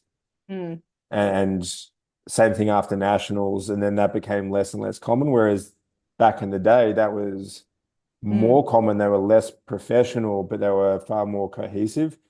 Yeah, I reckon like I don't think the term like I think it is professional to have events like that. Um, Yeah. I think like I mean in cycling you see it like teams will have a team camp in Yeah. October and that's the vibe camp. Like Yeah. that's where you like yeah you do some cycling, but Yeah. also you go out, you do karaoke. Like I had a teammate once who said like this is where all the good memories for the season are created that we can then hark back to when we're in the shit in Belgium when we're on day 8 of the tour, where we want to kill each other, but we can think back to like when so and so fell off the stage at karaoke on that one night Yeah. out, Yeah. like, and I think those core memories are like off the bike or out of the boat are so important to team culture because it humanizes everyone. Yeah. And I just and it's a shame that they have gone away from the rowing world because like I always thought like the head of the Yarra after party was always great. Mm. Like the Nationals used to have an after party as well, like New South Wales States. It's not, I don't think it's yeah, okay, doing it to excess is unprofessional, but I think going out, enjoying each other's company, having a good time, that's imperative to a good team culture. Yeah. And the least you do it, it means that in the occasions that you do it, people are going to be less capable of managing themselves well and more likely to go crazy. So less healthy. And everyone Yeah. has to make good decisions in those circumstances. I'm not saying everyone should go get wasted and start fighting each other, Mm. even if there is a little bit of that. But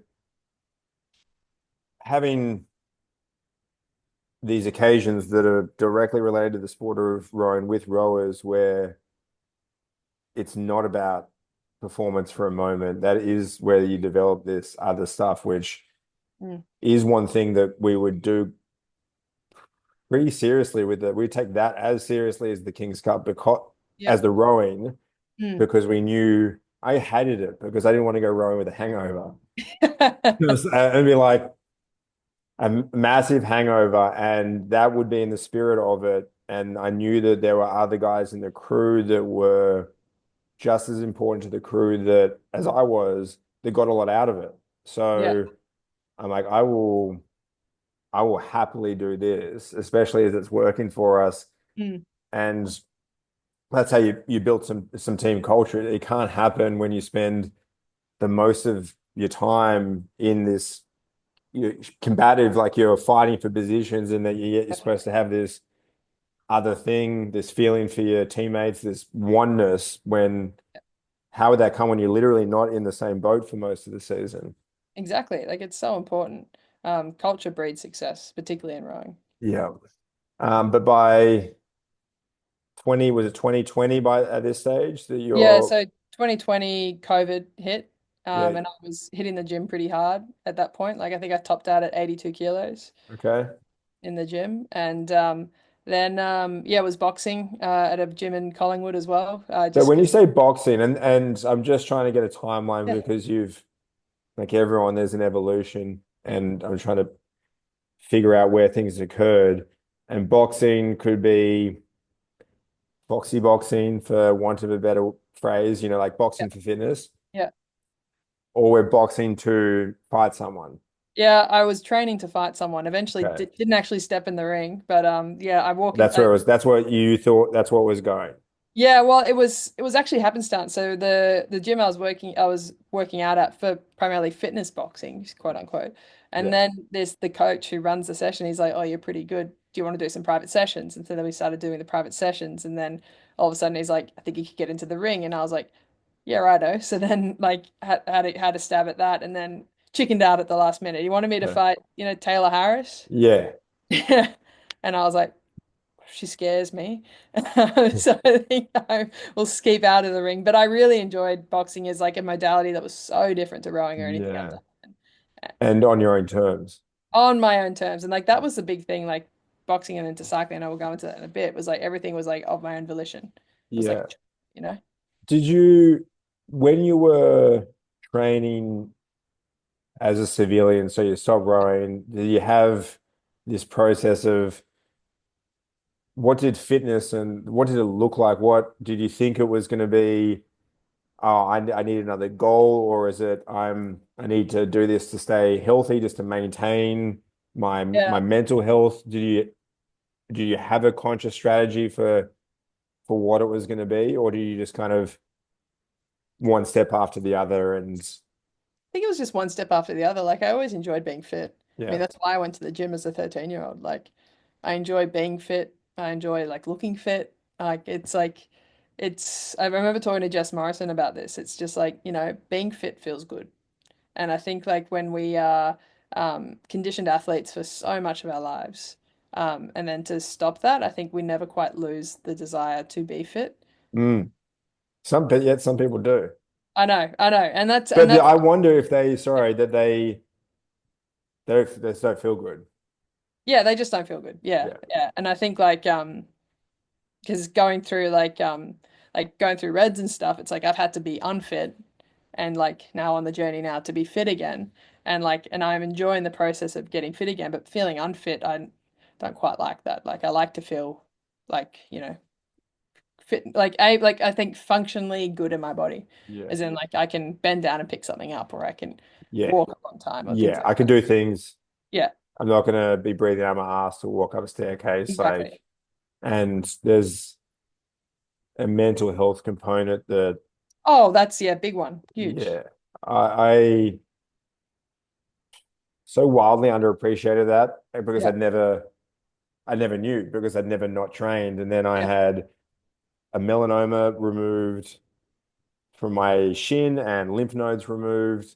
Can I just say, like, I think I messaged you, but when you did that post after that, I then got my skin checked, and then I had one removed. Okay, well, So thank you. happy to have helped nudge you in that direction. I think there's a few people that Yeah, I'm sure I was nudged, but I was also nudged because my wife was pregnant yeah, and I was like, I don't want to die, all that sort of stuff. I didn't really think about health at all until then. And so it yeah, would have been like 38. Until yeah. then, it was like performance with zero Mhm. concern. Health is a means to an end, and Yeah, then a bit more nuance. And I couldn't even break a sweat or walk. And I was trying to do those things, yeah, and I had to just go, you just stop, just yeah. fucking stop for a little bit here, like let yourself Mhm. heal. But then it got to a point where I was like, not, I was like, oh, now I know that working my body really hard for decades has been propping up most of my mental Heaps of health. heaps of the trauma that I've experienced. Yeah. And so I was like, okay, well, like now I know why I have a bit of a desperation to be able to keep going. Yeah. There's a reason for it. And but I do look at that as like a good thing on balance because I got that. Now I know what purpose it serves for a lot of Mhm. people. I wouldn't have appreciated it otherwise.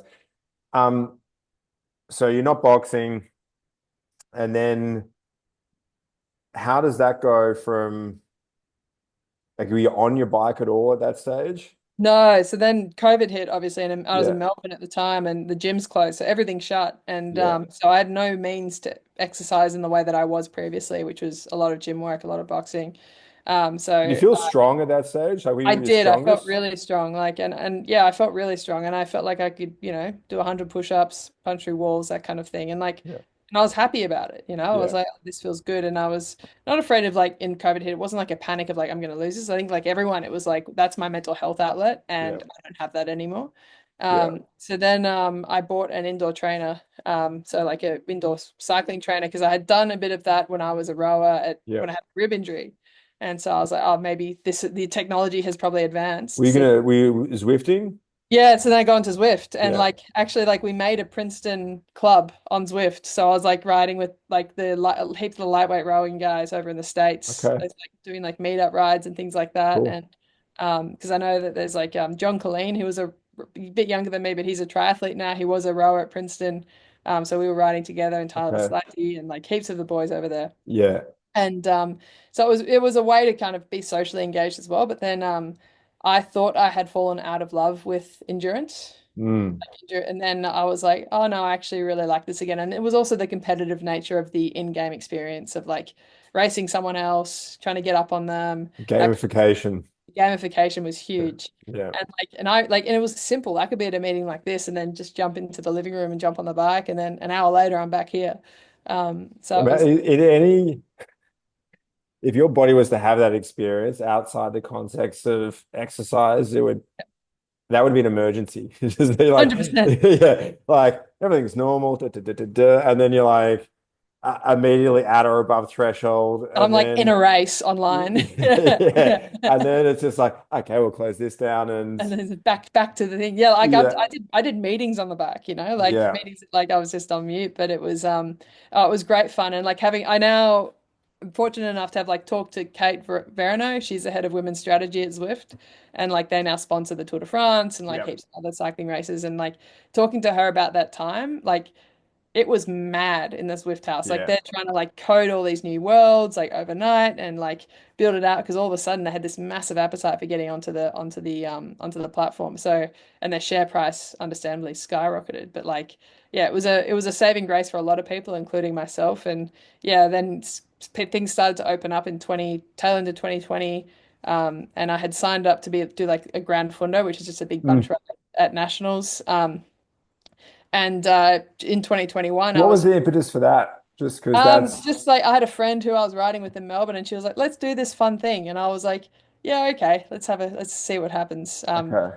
And so she kind of pushed me into that, which was fine. And I was a bit unsure about my first like quote unquote race. Like it wasn't really a race, but it's like big cycling event, and I was like training towards something was something I thought I was not ready for. But I wasn't actually training towards it so much as I was just consistently training. Um, Yeah, and then I went on the bike one morning in January in 2021. I was living in Richmond at the time, and it was a Wednesday morning, and I was just, trying to get something in before work at my desk because I was working from home. And this guy just keeps popping up on my right shoulder on Beach Road. And I was like, who the fuck is this turkey? Because as a woman on Beach Road, you get chirped at quite a bit by yeah, guys. And yeah. like, and I'm just like, who the fuck is this guy? And he's like, Georgie. And I'm like, do I know you? And he's like, oh, it's Nick Owen. And remember that sports scientist who coached the track cyclists at the VIS? It was him. So he's like, I remember you from the VIS days when you were rowing. Get my number off your old sports scientist. I'll coach you. I've been trying to get you on a bike for 4 years. Why do you think he? I mean, it's fortuitous and maybe another one Yeah. of these moments, but does he think that he just was connecting you with the potential he'd recognized in the fact that you were on a bike, or do you reckon it was even more simple, like you're moving at a good clip that moment and Yeah. like it's right there. You like I, he's got his speedo.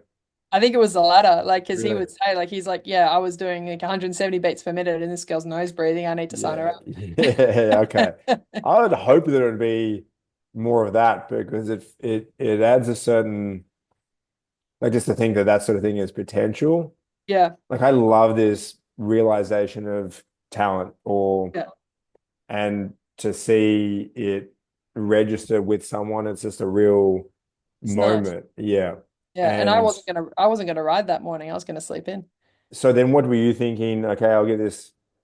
What would like did you start thinking, or was it just I would. I'm like, I'd be thinking, oh bloody hell, I'm gonna, like just Yeah. off into the distance, or were you like a little bit more reasonable, like I'll just call the guy and take it from there. Yeah, I think I was just gonna call the guy and take it step by step and take it from there. So Yeah. like I was like, yeah, look, I was adamant. I was like, I don't want to do structure. Am I ready for structure? Like all these thoughts going through my head. It's like, am I ready to go back into that world?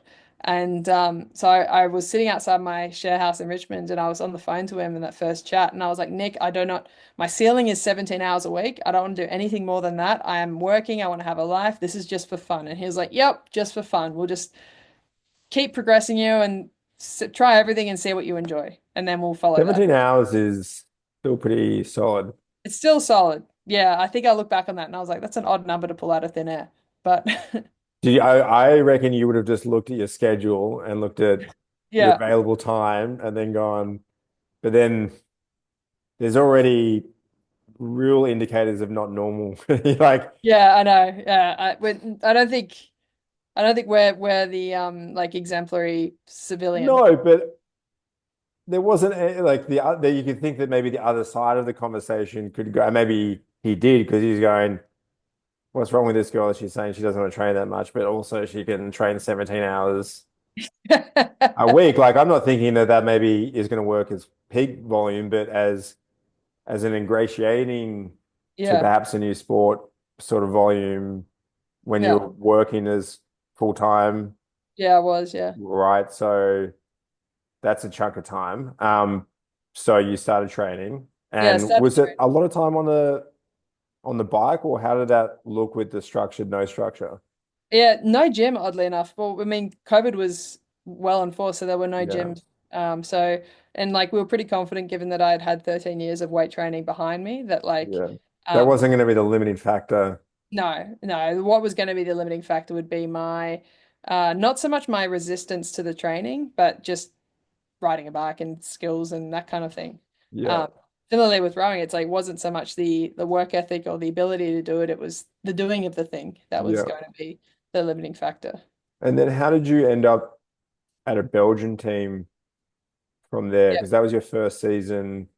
Yeah, so I that was in 2022. So then I spent the year with Nick riding, hadn't raced at that point just because COVID was making it a shit to get any Were you racing done. doing in training measurements to like, Oh yeah, so he does like critical power. yeah, So he doesn't use FTP. So he does like you do six second sprints, good break followed by like a 6 minute all out.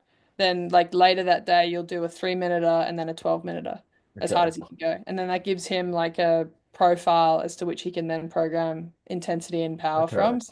So a lot of coaches do differently. Some do yeah, tests, FTPs, whatever. He prefers critical power. And funnily enough, he used to be like a French chef and was late to the game of sports science. And now he coaches like Luke Plapp and Lucas mm, Hamilton and some of the big names in cycling. So he's quite a cool story in on himself. yeah, He's got cool, a really cool, like, he's one of the coaches, which I'm sure you are too. It's like you got to know the human really mm, well to be able to mhm. get the best out of them. And he really hones in on the human element. So That's why when someone's like, "What's a good program?" Like, what do you mean? yeah, Yeah, exactly. I mean, even you have the same person with the same physiology in different life circumstances means definitely. different goal, a different process to achieve it. Different goal means different process. Mhm. And then there's the individual variability, and then Yeah. there's the training history, then the injury history. So it's like, man, we got to account for all these variables. But when someone's like, oh, well, I just want to get fit, like I Yeah, just yeah. want to lose a bit of weight, but you still got the brain that's going, Still got to well, account for them because you want you, to give yeah, the best service, and like to make it a program that they're going to stick to, you need to yeah. take into account all this stuff. But yeah, so my first race then with Nick was in Nat Australian Nationals in 2022 January. So then after that had some good races. Time trial or road race or both? Both, yeah. So I came fourth in the TT and then 13th in the road race. Funnily enough, that would be my result in the road race for the next subsequent 2 years. So I had 13th, 13th, 13th in the women's road race at Nationals. Um, Very unlikely. yeah, I know. And probably giving you the shits Yeah, because as the first crack, that's great. yeah. No, but Yeah. then the next crack, I was team player for the next two Yeah. cracks. Okay. So, Well, context is yeah, important. Were you, you dated, flagged, you know, yeah, maybe semi-seriously, okay, you could be a great domestique. yeah, But at some point, if you're working with a cycling coach and you're spending a lot of time on the bike and it's starting to feel more serious and you're yeah. you're orienting towards what type of cyclist you were going to be? And Yeah. maybe you could give some context for non-cycling listeners between a team leader and a domestique, and Yeah, even sure. a climber and a Yeah. puncher and a roller. Yeah, so there's, I mean, the beautiful thing about cycling is that you got all these different roles you can play. So Yeah. you got your JC rider, and that's your Tadej Pogačar, your Remco Evenepoel, your Roglic. So these are the guys that are going for the overall time in like the Grand Tours, so the Tour de France, Tour d'Italia, getting the shortest time across multiple stages. Then you've got your hill climbers who are specialists in the mountains. They might not go for the GC win, but they want to go for stage wins in the mountains. You got your sprinters, pretty self-explanatory. They're the fastest guys. They don't go uphill terribly fast, but they go very, very fast in the flat. Then you've got your time trialists who are fastest from A to B, very similar to a rowing race. Then your rouleurs. So these are the cyclists that like punchy short climbs, so 2 to 3 minute climbs. Grace Brown is a great example of a ruler who just really enjoy that like up and down attritional terrain. Um, and then you got your domestiques who are like the helpers. So no, particularly in a stage race, in a sprinting race, like there isn't a victory without a team of helpers around that. Like getting bottles, pushing the wind, all that kind of stuff, is really key. Even just by virtue of being around the team leader is a really crucial role in the peloton. So yeah, it's a whole host of different roles that one can play. They from the get-go, we knew time trialing was going to be a strength just from like my engine. So I'm not a sprinter. Yeah. Very much a diesel engine. So my 6K erg and 30-minute erg in rowing was always quite close to my 2K. Okay. Um, so like very much that diesel slow burn kind of, yeah, sit at a threshold and just hold it forever. Um, so then like Nick identified that, and we knew that was going to be my path forward to any kind of success. So yeah, when I went to Belgium, it was to race in Belgium on like just get exposure to the racing over there because it's so different to here. Like goat tracks, Mm. rain, Mm. Dutchies who can read the wind, like, today's paper and things like that. Like it's really hard racing, and it's cutthroat, like crashing, all that kind of stuff happens. So yeah, I knew that was cycling, and like that is where cycling it's like the university of cycling. So we in Australia we don't really know much about cycling until No. we go to Europe. Um, Yes. So yeah. did you feel like, given that you'd watched the tour and Mm. maybe the Giro, maybe the Vuelta with like at home, that you had more than maybe a lay person? So maybe most rowers Yeah. aren't going to be across all of that. So you know that there's a likelihood of crashes Yeah. and shit conditions, especially in Belgium, just given the climate. Mm. It's sort of renowned for this. Mm. Was were you surprised by any of it, or was it sort of in keeping with as expected?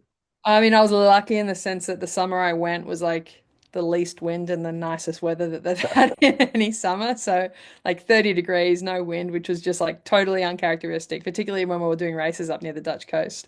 Um, but I had like, I mean, student of the sport, similar to yourself, I imagine, like, you go after something, you want to do it well. So then, like, I studied up, I asked questions, I talked to people, I tried to get as much of an idea as what I knew I was going into as possible. Like, Google mapping what I thought the race route was going to be, like on the street view to make sure I knew like where all the shit was on the road, that kind of stuff. Um, Go on, sorry. Yeah, no, I was just wondering if you're going to be a time trialist, there's no one that's you can be a time trial specialist, but for a Yeah. team, you're going to have to contribute elsewhere. So it's Mhm. basically, in a on a stage race or a road race, Yeah. it's you're going to be a domestique, and if it's a time trial, then they're going to Yeah. give you a full crack. Yeah. Yeah, Okay. correct. So like or like in a sprint race, I'll be the first lead out. So the first long pull like might Yeah. be 3 or 4 Ks to Okay. position the team, and then that leaves 6 people to the last 2Ks. Would that mean that on certain, like on a hillier course, Mm. would you need to be there at the end more discriminate with your effort to sort of hide in the peloton, or are you still Oh yeah. mindful of the team leader and having to do that through the stage, or is it a balance of both depending on the stage? Like, which is It's more important? Be there Yeah. throughout or be there at the start of the lead out? It depends what the team goal is. So say it's Yeah. like a race like we've got coming up, which is opening weekend, Omloop Pet News Blood. So racing opens up in Belgium that way. It's first weekend of March, I think. Cool. That has like the classic, the Murder-Gaddensberg, the Bosberg, the Leerberg, the Berendries, the Molenberg. Like these are short, sharp climbs. It can be won by a sprinter if that sprinter can get over the climbs with the group and the work. Yeah. But like so it could be a sprint finish, but in a race like that, like my role typically would be to follow the early attacks as we start to hit the climbs. So the way that cycling works is like if there's a break up the road of most of the teams represented and you're not there, that means your team's chasing. So the idea is, Yeah. is you want like it's a game of chess. You want to be represented up in the break as well. So then it takes responsibility off your teammates in the peloton who can then relax, chill, follow, Yeah. to then chase. So Okay. that's saving them for the finish. But it's like it just depends who's up the road. So if you're up the road, you've got a hard day. Yeah. Um, or if you're not up the road and no one's up the road, then you've also got a hard day because you got to chase. Yeah. But yeah, that's typically the way it works. You got those covering the early attacks to make sure a break doesn't go without you in it. Um, then you've got the protected rider. So they'll be the ones who will be conserving until the fireworks start to go off as much as possible. Then you might have one or two riders supporting them to try and go as deep into the race as possible Yeah. with the leader. If it's an attritional race like Newsblad. Yeah. And with Yeah, all sorts of variations based on who's in the team that day, what correct. the course is, what the conditions are like, who else is there, Hmm. in terms of what other teams and what other team leaders. And so Yeah, endless variables. yeah. And if this is so your first season is 2022 or Yeah, so 21. 2022 was my first time racing in Europe, and then that performance in Belgium with some good performances there, mostly through time trials, then got me picked up by Green Edge to start January 1st, 2023. So Green Edge now with Jayco, Yep. Alula. Jacob Lula, yep. It's the thing with trade teams in cycling. There's Yeah, sort of an evolution, but yep, this is a originally in a fully Australian funded team known as an Australian team, yep, although there's many nationalities on any of these Pro Tour teams or World Tour teams. Um, to go from that's season one in Belgium, and then the next year you're 10th in the World Championships in the time trial. yep. Yeah, it's correct. Pretty pretty solid progression. Yeah, well, I mean, as we're talking about offline, Sam, it's like I just tick that box and then Yeah, yeah, yeah, move on yeah, to the yeah, next. yeah. Yeah. Well, I'm hoping now you might go, is there any sense of you that goes, oh, that's cool. That's like, No, I think I'm starting to do that now. I mean, like, because at that point I hadn't had any aero testing. I had raced the Tour de France 10 days prior, where we now know burnt an exorbitant amount of calories, yeah. had an intense amount of fatigue. So, like, and in my first season, having raced like 45, 47 race days. So, big Do you load. think that you caught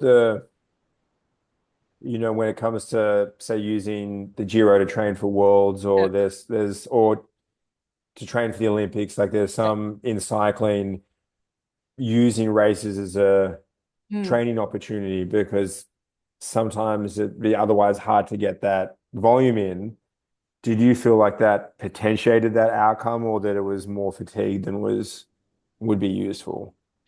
I mean, I think I was tired, Yeah. but I think everyone was. Like no one racing like that race was fresh because everyone had raced the Tour de France pretty much. Like yeah, Demi was on my tail, Rihanna Marcus. Uh don't think Dargett did, but Grace certainly did. And like so everyone on that start line for that time trial had all most people had lined up for like a really fucking like a hard Tour de France a day the 10 days prior. So Yeah. um, I think it was just the matter of the calendar, and there's like a lot of talk around how the UCI could structure the calendars better to allow for proper recovery between races. Yeah.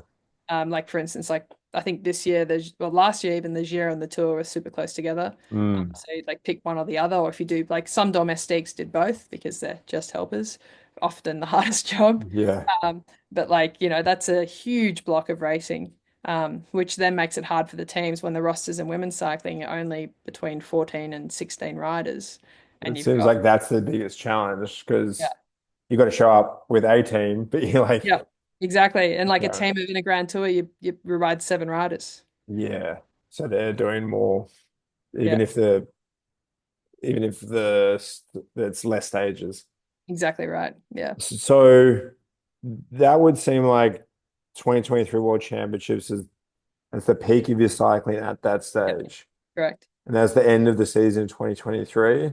I had one more race after it, the CMAC Ladies Tour in Belgium, Netherlands. Yeah. That was yeah, that was my last race after that. Okay. And then how are you feeling by then? Buggered. Yeah.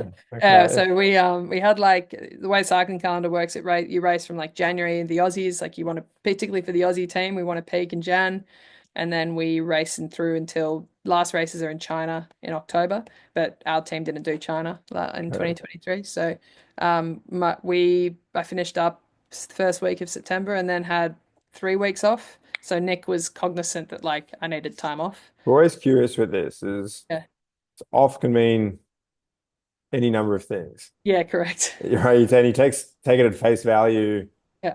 you're like, oh, that could be that it's you're sitting on your ass.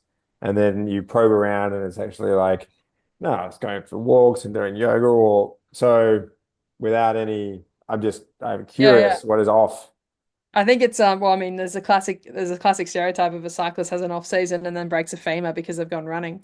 Yeah. You know, Yeah, there's it's that. yeah, but I no, I was good. I took a week off. We had like our culture team camp where we actually didn't have bikes. So like we were able to just hang out and have and like just hang around. It was actually the ETC in Varese. Ah, cool. Yeah, so knew that very well. Yeah, yeah. Yeah, well, welcome everyone. Welcome to Yeah, welcome to my home. yeah. Still got the same laundry smell and everything. Yeah. But so that was like first week was totally off, and then I started to incrementally start to work activity back in, not cycling, but just like activity. And then the end of the off season, I went to Switzerland with some girlfriends, and we hiked for 3 or 4 days in Switzerland, which like intensive hiking, but like it was just good for the soul and a good Oh, way. no, that's great. Like it's Yeah. still good volume, but at the intensity it needs to be, which is really low. Exactly right. Yeah. I Yeah. mean, I don't know if like that we did a 30K hike at altitude on the first day. So I don't know if that was low intensity. Well, I was buggered. yeah, but I wish that I think that back to rowing that we would be like they'd say take some time off, but also we're going to have these immediate assessments Yeah. Oh, as soon so as you get and then back. you're not off. Yeah. There's no off. There's no off, and the British did and Yeah. do, and I always felt like I had a hard time taking time off, but that's not because I didn't feel like a break wouldn't have made sense. It was because Yeah. I Yeah. knew that my fitness, which wasn't my wasn't the thing I could rely on, was Mm. gonna was gonna diminish. And I knew that over a 12-month calendar, they would have enough time to come back, but that the physiologist would be like, why is it shit here? And be Yeah. Yeah. like, Yeah. well, that's just actually the physiology that I'm working Currently. with the whole time. And Yeah. but we're trying to take a break with this 12-month calendar in mind. And it always seemed like cycling and some other countries in rowing Mm. have a sense of there is a season, there's needs to be an evolution and also an ebb and flow.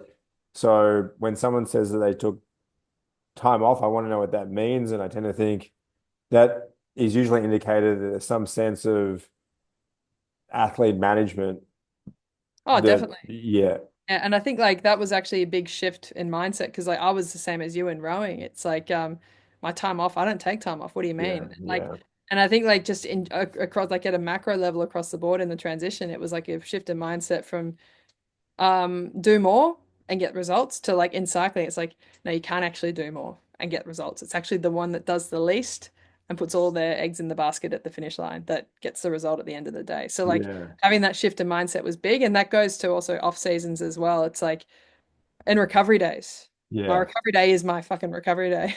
yeah, 30 minutes of just spinning the legs is fine. A day off is also fine. yeah. Um, That's what it looks like now.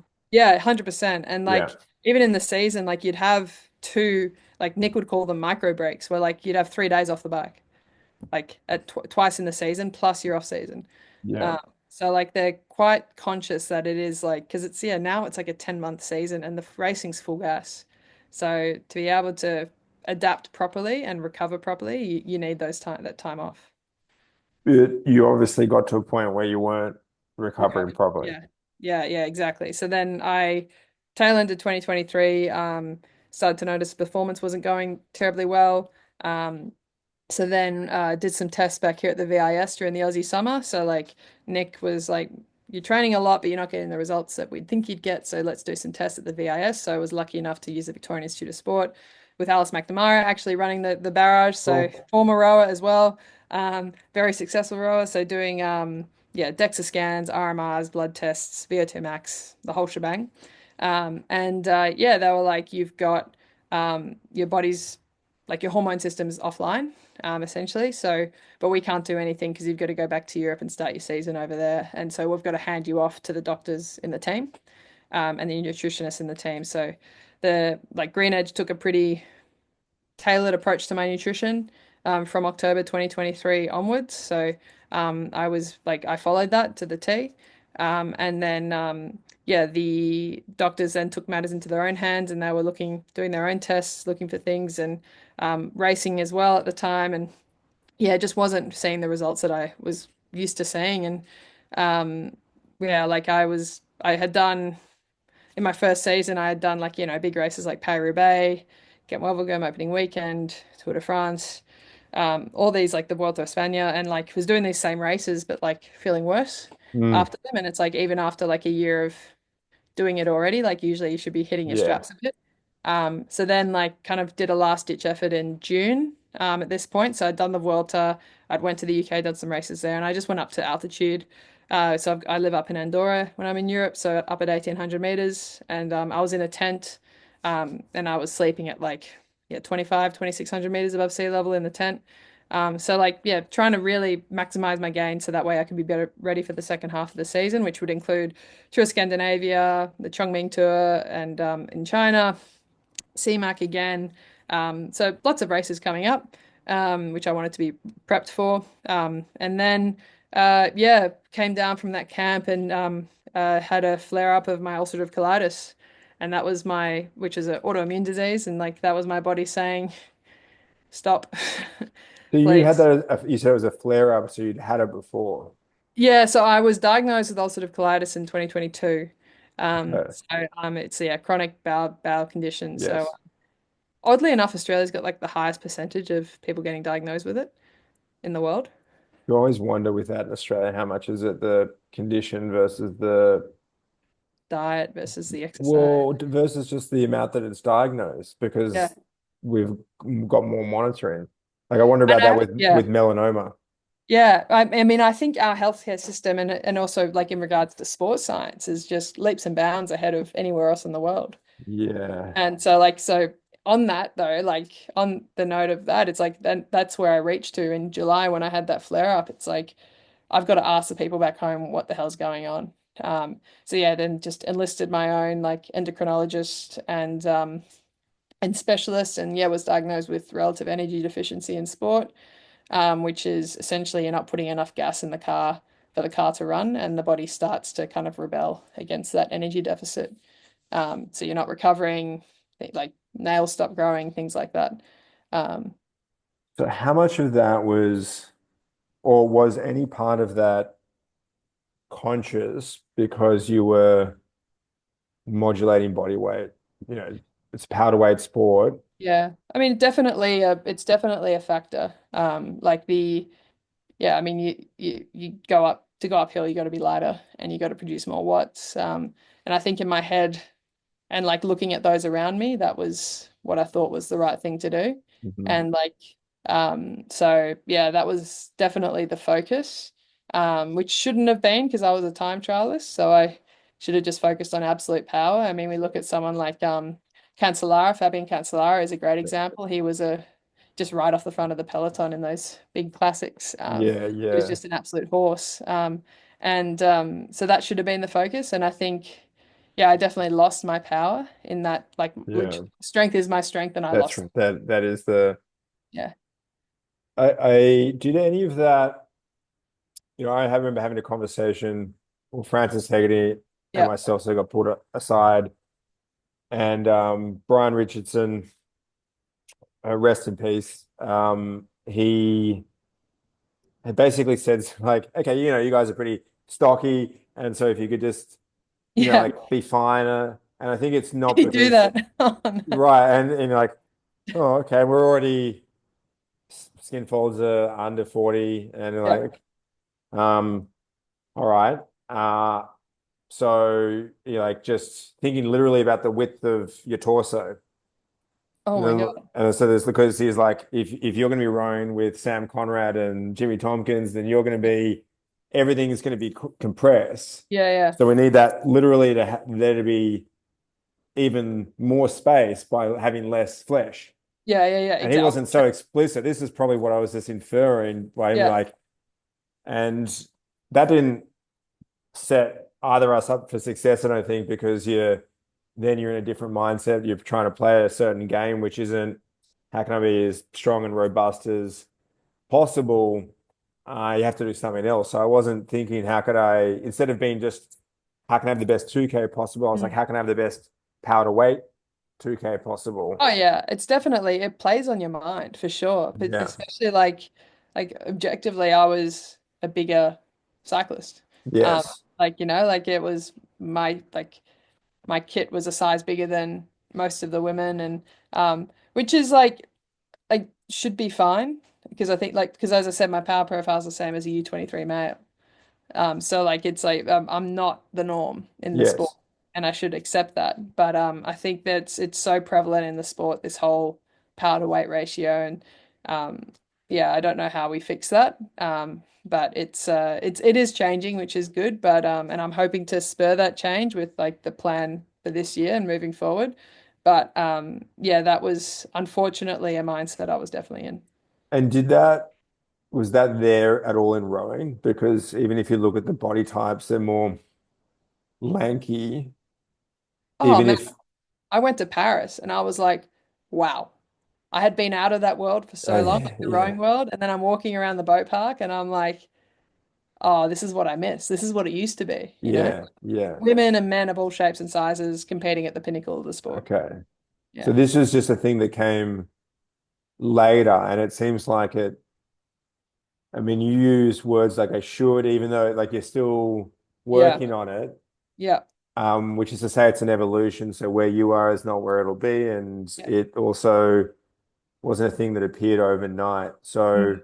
was it you thinking about how do I get better at this sport? And then that you need to be able to produce power, but Yeah. extra weight isn't useful. So then you can have a mindset of, well, I only want to carry what I need to, which means I only need to be fueled sufficiently, right? Yeah. Which means you're picking your moments, which there's going to be compromises on recovery and there's going to be moments Oh, of definitely. insufficiency. But was it like this small like slope that got to a point where then you couldn't get out of it because Yeah. you basically at that stage there's no easy fix. Yeah, definitely. I think like I was like, oh, easy day. Carbs are probably not going to be what I Yeah. go for today, or like, just got an endurance ride today. So like dinner the night before, probably not going to need to go too heavy on the carbohydrate. And Yeah. Because you're like, thinking lower intensity, so yeah, less glycogen dependent. Because yeah, I mean, educated upon that stuff as yeah, well. And I think yeah, and also it's the mentality of the sport as well. Like, yeah, like fuck, they used to go out for 5 hour rides on apples. yeah. Or way weenies, like just that, Yeah. there's it's not just the cyclist, it's the equipment, Oh, but sure. of course the biggest contributor is the person on the bike. Oh, most And definitely. then And it marginal gains is such a thing. So it's definitely all opportunity. So altitude, heat yeah, training, yeah, everything. It's like yeah, how everyone's thinking. And I think nowadays, back to what we are talking about before, it's like everyone is thinking, how do I get that 1% faster? yeah, Because getting 1% faster means I'm going to be top five, but getting 1% slower means I'm out the fucking ass. So like the margins that you're dealing with are so fine.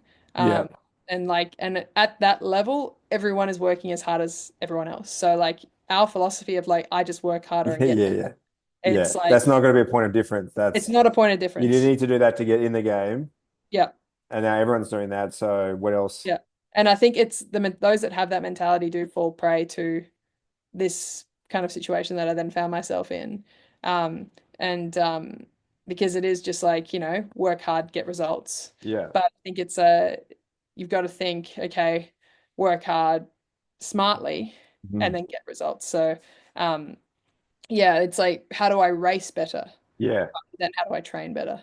Was it more, so it was more internal than external pressure? Was there anyone that nudged you in that Um, direction? yeah, I can't go too much into that Yeah. at this time, but yeah, Yeah, there like was moments of some of that sort of stuff. yeah, more than moments, Okay, okay, but like okay. it's but I think but that's not unique to my Yeah, situation. yeah, and it's not to athletes or especially athletes in where powder weight is Yeah, like especially in sports of yeah. which cycling is the tip of the spear where if you have watts per kilo where we've got it's not watts is important, but watts per kilo is the relevant number and the point of difference. But of course, that's when you're looking at a Grand Tour rider, but there's more Oh, to it than that. there's more to it. I think now the research is swinging to more like watts per CDA, which is your drag coefficient, so how Yeah. aerodynamic you are. So like what's your watts per your aerodynamic drag? Hmm. That is becoming more relevant for 80% of the races. So that's becoming more of a factor that people are looking to now rather than how quickly can I go up this hill. Cool. Yeah, I mean it is only a portion of any I mean, look at race. Jonas Abramson, who you should get on this podcast. He Okay. was like, he put on 15 kilos. I do know who you're Yeah, talking about. The yeah, counter to that is Jonas Vingegaard though, who's yeah. Oh, no, like no, a sparrow. complete opposite. I did hear about that when I was watching must have been the tour last year Yeah, and yeah. He got the King of the Mountain jersey, and he's what 85 kilos, so 15 kilos heavier than he was previously. And when he classified himself as a climber, and he's on a 170-kilometer solo raid to secure this King of the Mountains points. but would feel sufficiently fueled. Oh, his power numbers are astronomical. Does require more fuel though. Oh, it does. And like listening to Dan Plews and you guys talk, it's like it does scale. So I've like helped a few of the ex-rowers who now turn to cycling in terms of like their nutritional stuff. So and we are, and I think that's what the cycling world didn't really know what to do with me. It's like we are watt churning machines. Mm. Like our power numbers across any activity, like bike, running, whatever, we churn more energy. Just absolutely. Yeah. Doesn't matter the powder weight or whatever. Like our Yeah. absolute power is massive, which means our absolute caloric expenditure is huge. Our absolute glycogen expenditure is massive. So for instance for me, I had a session today where I went out and I did like averaged 272 watts for an hour. Like that's most people's threshold, but that was my zone three. And like, but that required 80 grams of carbohydrate per hour. Mm. Like someone like Chris Hargraves, who's a rower here in Melbourne, his zone two is 270 Yeah. watts. So like, and like Ben Coombs, who I've helped as well, like his zone two is 320. Like Yeah. and that is, so if you think about it, 200 watts is 800 calories an hour. 300 is like what 1200. Yeah. Like that's a lot of calories per hour to be burning. So then to be able to, you got to be able to replenish at least some of that on the bike to be able to feel like you can perform The counter to that adequately. would be that, that if that's not your main substrate, Yeah. then and you and I have talked about this Yeah. offline. I would say you've always got to look at the scoreboard.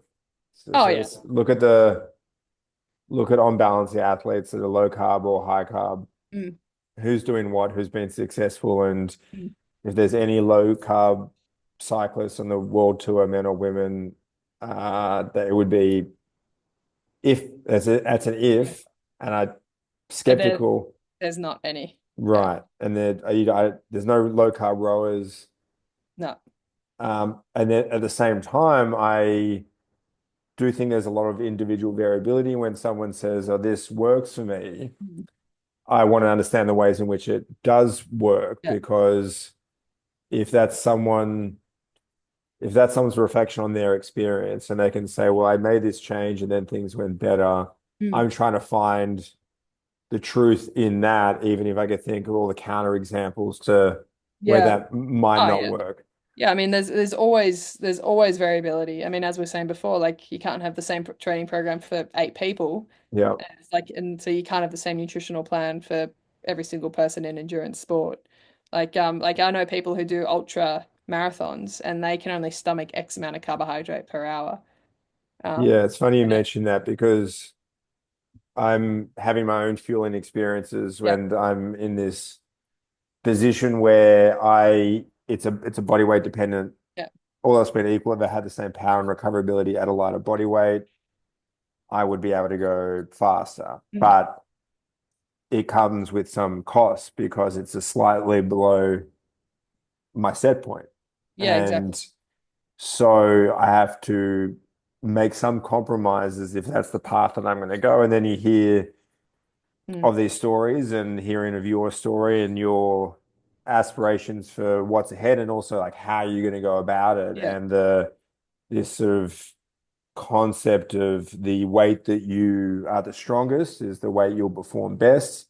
yeah, And I'll go, great, except that that's just never been necessarily the case for me. So, for example, my body weight set point is about 105 kilos. yeah, yeah, Finney wrote at school at 103, finished at 108. yeah. But then that as 6'1" as a rower, that's way too big Hmm. to Hmm. be. There's no 6'1", 105 kilogram elite oarsman. So I knew from the jump we're gonna have to do something. Yeah. Maybe I could have just been the one, Yeah, like. yeah, yeah, yeah. But I also felt like the smaller the boat, the more it showed up, the easier I could move. So it wasn't just a number on the scale, but Yeah. I definitely feel more efficient at a lighter Yeah. body weight, but that I have to skimp on the calories and therefore compromise recovery. So basically, my entire 20s Mm. was in a deficit. Yeah, wow. Because if at high school, 103 to 108, now 106 this morning, Mm. whole time I was rowing was 92 to 95, but I got down to 89, 87 at Wow. various stages there, like all sorts of dysfunctional, bordering on disordered stuff. Yeah. 2007, I was walking 21 hours a week on top of the full training load because 3 hours a day on average had occurred to me, is that something I could do? And then, you're Wow. sucking on a lemon and yeah, I could. There was times where I was like not couldn't produce sufficient lactate, couldn't get my heart rate up, like all these telltale signs. But like I was doing what I needed to do and Yeah. was able to survive, clearly not thrive. Hmm. Hmm. And I mean, paying attention to this ultra runner, as you mentioned, ultra Yeah. running. David Roach, who won Leadville Oh, yeah. this year, is training for Western States, and him and his wife, they're very much a anti-low carb. We are high Yeah. carb, and he's looking for like 130, 150 grams per hour. Yeah. And he's very much of at the weight that you're the strongest, that's where you'll perform the best. But he has a this sort of a sparrow frame. Yeah. And so I think, well, what happens if your frame doesn't align perfectly with the ambitions that you have and you can do something about it? Hmm. So I'm in part had this with you, this Yeah. conversation, because I know you had this experience and I'm trying to reaffirm my approach, but I feel like I had these experiences where Yeah. I've gone too low and that's been a not great and a compromise. And I also know I feel best when I sufficiently fueled, but Mm. I also know that I'm like always hungry and it could easily just blink and be 110 and there's 100 kilos in a sub 3 hour marathon is possible, Hmm. even if no one's done it, which might speak Yeah. to its challenge, its trickiness. 110, not Yeah. possible. But I think like no one's done it. Is that just because no one has done it, or is it like it can't be done? Like, do we know Oh, that? I think you have to believe it can be done, Yeah. but it would typically be by someone that's like 6'3", 6'4", so they Yeah. could at least the somatotype is somewhat more reflective of the goal. Whereas I'm running like my body doesn't want to do this. It's like does not. Yeah. Yeah. It's not. That's the deadlift is Yeah. Yeah. Yeah. like Yeah. Deadlift's fine. at Yeah. the marathon. It's like I'm trying to see what the extent to which I can stretch my physiology. Like I've run 3:14 with this Yeah. skeleton, Yeah. so I know what's possible, but I've added size since then, and I'm really believe in what was the name of the Jonas that's not Jonas Vingegaard that's had And Abramson or something like that. It's Abramson. yeah, it's a Okay, Norwegian name. Yeah. right. There's that, and I look at that and go 85 kilos. That's atypical and Yeah. he's not underperforming. Mm. I'm hearing a lot of perform it where you feel strongest. That's definitely something that Yeah. you seem to be aiming for. And then Yep. I'm like, I don't know how that plays out for me because I'm still trying to, not currently, but as Mm. part of the periodization, Mm. feel like I have to come down a little bit to realize my performance potential. Yeah, I think but it's got to be staged. Like, I think you can come down, but people like Louise Burke's done some great work Mm. around like acute low energy availability being not detrimental to like long-term health or performance. In fact, it's beneficial to short-term performance. So, Yeah. like having a controlled period of LEA or low energy availability, not REDS, but like LEA, um, is actually fine in the grand scheme of things, as long as it's a short-term and controlled dip. Okay. Yeah. If someone were going to do that for a peak Mm. event, Mm. acknowledging that there's a benefit, but Yeah. that a short time frame is necessary, Yeah. they would then need to do that in alignment with that peak, which would have to overlap with perhaps also peak training volume because of the Yeah. fitness requirements in the event. So already Well, you're running that's into, so is yeah. the problem, so you're saying we'll take the problem of the compromised recovery, Yeah. but not the problem of like the compromised immunity and hormonal function and bone density and all that other stuff if you Yeah. do it for Yeah. longer. Yeah, so I think like you fuel the training. Like the idea is like you fuel the training as you would fuel the training normally. There's no Yeah. compromise in the amount that you fuel the training and the fuel in the meal before and the meal immediately after. But then after outside of that is where you kind of cut it a little bit. Um, But you know where that's fucked is yeah. sleep.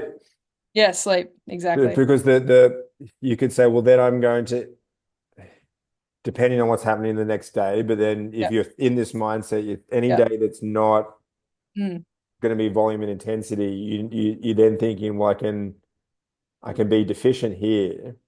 And mm, you're thinking maybe the night before then, as you yeah. mentioned, but then that sleep is when you're adapting to the prior Yeah, work. correct.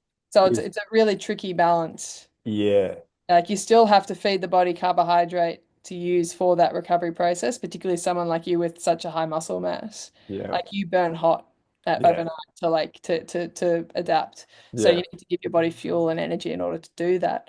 So it's no more than 200 calories per day, yeah. like kind of thing to like and over a long period of time. As in like that kind of little deficit over you can go into LEA at some points, but like not for a long period of time. But I don't think 200 calories will put you in LEA. No, but it might not even. I honestly think that I would just down regulate my metabolism enough to adapt to that. It'd be like, Oh, okay, right, we're gotcha. just Yeah, yeah, like yeah. if it's not a sufficient deficit, my body just goes, okay, Yeah. well, we'll probably just force you to limit energy expenditure somewhere else, so then it's not a functional deficit. Yeah, yeah, yeah, possibly, possibly. I mean, like there is Louise Burke is a great resource to lean on. She literally was, I mean, I don't know if you know about much about it, but she literally was the grandmother of energy availability research. She took muscle biopsies of people on bikes to check Yeah. I glycogen. mean, I know she was at the AS when I Yeah, was there. yeah, I've sat down with her before, I'm like aware of her work, but haven't delved into it recently related to this. So I yeah. probably It'd be will. useful because I think there's some more stuff coming out around Yeah. like energy availability and like the detriments of chronic LEA, low energy availability, and the potential for REDS, but short-term controlled like monitored LEA Mm. is not detrimental. And that's what it should look like if someone's improving body composition Yeah. in steps over time. And then that does align with my, yeah, if since rowing, if body weight limiting was no longer an issue, that was like definitely the goal when I was rowing. It's like, Yeah. and then that wasn't. Yeah.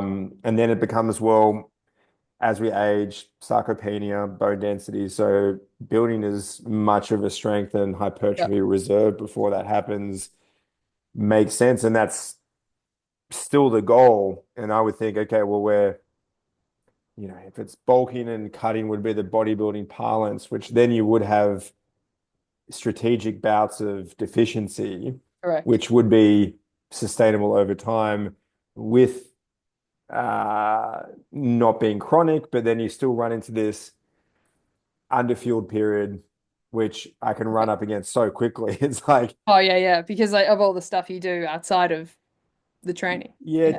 temperature and humidity increases, Hmm. energy needs, Yeah. size, volume. So it's all like not running in my favor. Yeah. But then that just appeals to me as a nut to crack. And so it's why I would, listen to Dan and Mm. want to onboard your perspective, and then Yeah. we'll use it all goes in the soup to. Oh, for sure. And there are definitely like Jose Arata, who was the head author on the study that we did at the Tour de France. Like he's also someone to look into. He works Hmm. at Liverpool John Moores and he's got a host of stuff around this as well. Like he's the rock star of energy I availability. saw the takeaway from that study, if I understand, was just that the your expenditure, female riders during Mm. the Tour de France, the expenditure was more significant than they were expecting. Is that? Yeah, correct. Yeah, more significant than they were expecting, and then and then more significant than the nutritional protocol for every female athlete in the peloton is prescribed. Hmm. So, yeah, it just like, yeah, over 7,500 calories per day was, If that's, the prescription has been insufficient relative to the need, then yeah, wouldn't that be noticeable by, so like all of any symptomology of energy deficiency, which would yeah, be noticeable in a competitive environment, but also it's long enough that you'd have body weights dipping, but was mm, that seen as just I mean, you'd have to be joining the dots, but I guess once you run the study, yeah. how were they observing the expenditure?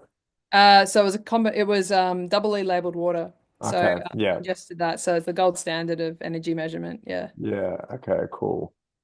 So are you now, you had to detrain for a period of time? Yeah. So detrained, time off to basically get my blood work back on track. So because my FSH, LH, Mm. estrogen, progesterone, but also thyroid hormones were tanked. So then, thankfully, with rest and eating more than my body was required, to kind of kickstart the metabolism again, that's worked. And I've, yeah, just had my most recent bloods done and everything seems to be back online, thankfully. But yeah, there was a period of time where, like, if I had stayed in that state for longer, it would have been irreversible. How'd you go with your cycle? Did you Yeah, lose so that? no, I lost that. Yeah, Yeah, so that's yeah. come back, which is great. But yeah, thankfully for women, we've got the canary in the coal mine. It's such a good Yeah, indicator of, health. Yeah, yeah, and fertility is a good sign of health cycle is yeah. relevant to. Oh, for I sure. see it feels like something funky about pointing that out, but No, it uh, is, and for men, it's like getting less than 5 morning erections a week is like the yeah. same marker that And they look. sex drive for both, lower sex drive is indicative of, Yeah, low libido. Yeah, yeah. And so happy, hungry, horny. that's what you want. I think that's I didn't come up with it, but that's the takeaway. If that's Yeah, your case, that tends to be good. If it's not, if in neither of those things, none yeah. of those things, then things are problematic. That's a good trio. I like that. Yeah. So did you, because it seems like there's either more fuel, less training, or both. Did you have Mm. to do both? Yeah, both. So just basically like anything, I just go at it bullet a gate. So Yeah. I was like, if I'm gonna do this, gonna do it right. So yeah, feet up. Luckily, I was still in Spain at that time, so lots of time on the beach, um, hanging out, enjoying my tapas, chilling out. Actually got a motorbike so I could chase around my friends who are on push bikes Right. and be a pest for them. So yeah, it was a good fun and. But yeah, thankful to be back in Australia and have that like the familiarity again, which is nice. Was the eating, if you've all of a sudden got l- purposeful need to be Yeah. have less restraint, Yep. is it more volume of quality food or less discretion in general, or a organic mix of however you were feeling on the day? It was a really good exercise in intuitive eating, actually. Yeah, okay. I didn't put any restrictions on myself. I was just like, everything's up for grabs, Yeah, and if I felt like it, I grabbed it. So there wasn't like it wasn't like I looked at something anymore and was like, oh no, I can't have that. It's like, no, I can, but do I want it? And okay. so then it was like that was the question that I asked. And like I think as a consequence, my eating habits have become healthy because like for so long I was just ignoring so many hunger cues. Yeah, Yeah. yeah. Or you can mind fuck yourself into thinking, well, that's a positive sign. Oh yeah, it's like that's good. Go to bed hungry. That's the thing Yeah. to aim for. Yeah. Um, and then how did you feel as you were detraining and you're heading in the opposite direction of where Yeah. you were aiming to before? And you said before that you'd had times when you're like, it's good to feel fit, it's good to Yeah. look fit, and you had to let go of a certain amount of that. It's like that's not the priority. Was it challenging? Was it easier because you knew you had to? Um, I think there was like I think the biggest mindfuck was the body change. Yeah. So like that was probably the biggest thing and like I didn't like it. But I knew it was like it was going to end at some point. And Yeah, so yeah, contracted a psych and that like the mental health referral program we've got in Australia for athletes is phenomenal. So to be able to utilize that was a game changer. So yeah, Cool. that helped a lot. But yeah, a lot of psych helped and but yeah, the main head thing was like removing the value that I placed on my fitness prior to just Yeah. like being okay with where I'm at now, Yeah. knowing that like I'm putting my body first when for so long that hasn't been the case. Did you ever feel like, was there ever a part of you that felt like you weren't like if it was going to go away forever? What is in like Oh, well, I'll put it to maybe I'm speaking from my own sense of insufficiency, but thinking I felt for a while that if on any day if I didn't train that I would Oh, it's done. Yeah. 100%. No, I'm thinking yeah of yeah it now. yeah Uh, yes and no. I knew it was the longer I had off, the harder it would be to come back. mhm, Um, and I wanted to come back. So, yeah, I didn't enjoy the feeling of being unfit. However, I managed to convince myself that it was only temporary. but Yeah, it does come back. it does. And I And think you do like have the, muscle memory as like oh, it's and insane. aerobic memory. Like the amount of years of training, decades of training we both have behind us, like it Yeah. doesn't take long for it to come back. Yeah. And so how long was the process from stopping to starting? Like if you're back building up now. Yeah. I'd say because I went from like doing nothing to doing like three 90-minute rides a week, like very low intensity, to maybe in November was when I started to really up the volume, not so much the intensity. So like Mhm. stage though, like carefully. And then as of January, I'm able to increase intensity now. So and now I'm back riding, yeah, now it's just I can do all the intensity zones. It's just a matter of fitness as to whether how long I can hold them at the moment. Sure. Okay. But yeah, the numbers are looking like it seems like my zone two has upped, my zone three, my threshold has gone up. Um, so that's encouraging and like actually approaching it from a proactive mindset of fueling and Yeah. recovery. With that Rather, in mind, when you started and you're probably more adipose tissue than you Hmm. need. You're not underfueled Yeah. because you've had the break. Yeah. But you're proactive. So when you're going out for a 90-minute low intensity Yeah. ride, are you still fueling that ride, like still gels or Yeah, I'd say like anything over 90 minutes, I'm doing at least 60 grams an hour. yeah, But in that ride, I'd probably suffice myself with like a banana and then maybe bakery at the end of the ride, yeah, you know? yeah, okay. Because it's a like that's in a funky place where you're like, Yeah. yeah, I got to start this process of proactive Yeah. fueling, but this Not wouldn't quite long enough. normally call for that. And you don't, and you don't definitely don't need it at that No. stage because you're not working that hard or that long, and you are going to be bookending it with Yeah. normal fueling. But normal fueling for an elite cyclist is you spend a good chunk of the day on the bike and you consume a decent portion of your fuel. Lots of servo stops, lots of Yeah. lollies and Haribo. And it's yeah, it was a I think it's like it was a mindset shift to be like, okay, anything over 90 minutes, at least 60 grams an hour. And like now looking back, I look to like other girls that I've ridden with across different teams, and it's like they were at least doing that. Like DSM. So I'm good friends with Pfeiffer Georgie, who's the British champ, and like she's a young 21, 22. But she'd be holding like we did a ride together. She had like 40, she was her training load was like 2 days on, 2 days off. Like that was how they were programmed because they're quite a young team, so they're conscious of the staged approach. She Mhm. had like 40 seconds on, 3 minutes off as a workout. So but the on is like full gas. On. Yeah. And like she comes up to me after that ride and she's like, is 840 watts a lot for 40 seconds? And I'm like, for a woman of yours, she's probably about 65 kilos. I think, yeah, Yeah. that's a lot. Yeah. That's a Yeah. lot of Yeah. bodies Yeah. for 40 seconds. Like, no wonder you ride away at Paris-Roubaix or like up the Mer or whatever. Like she's a classics specialist, but she's so proactive with her fueling and recovery. And as a consequence, she's had already at the age of 21, 22, a storied career. It's mentioning the, as you say that it mentioned, I think of David Roach and his Yeah. wife, Megan, who is a physiologist, Yeah.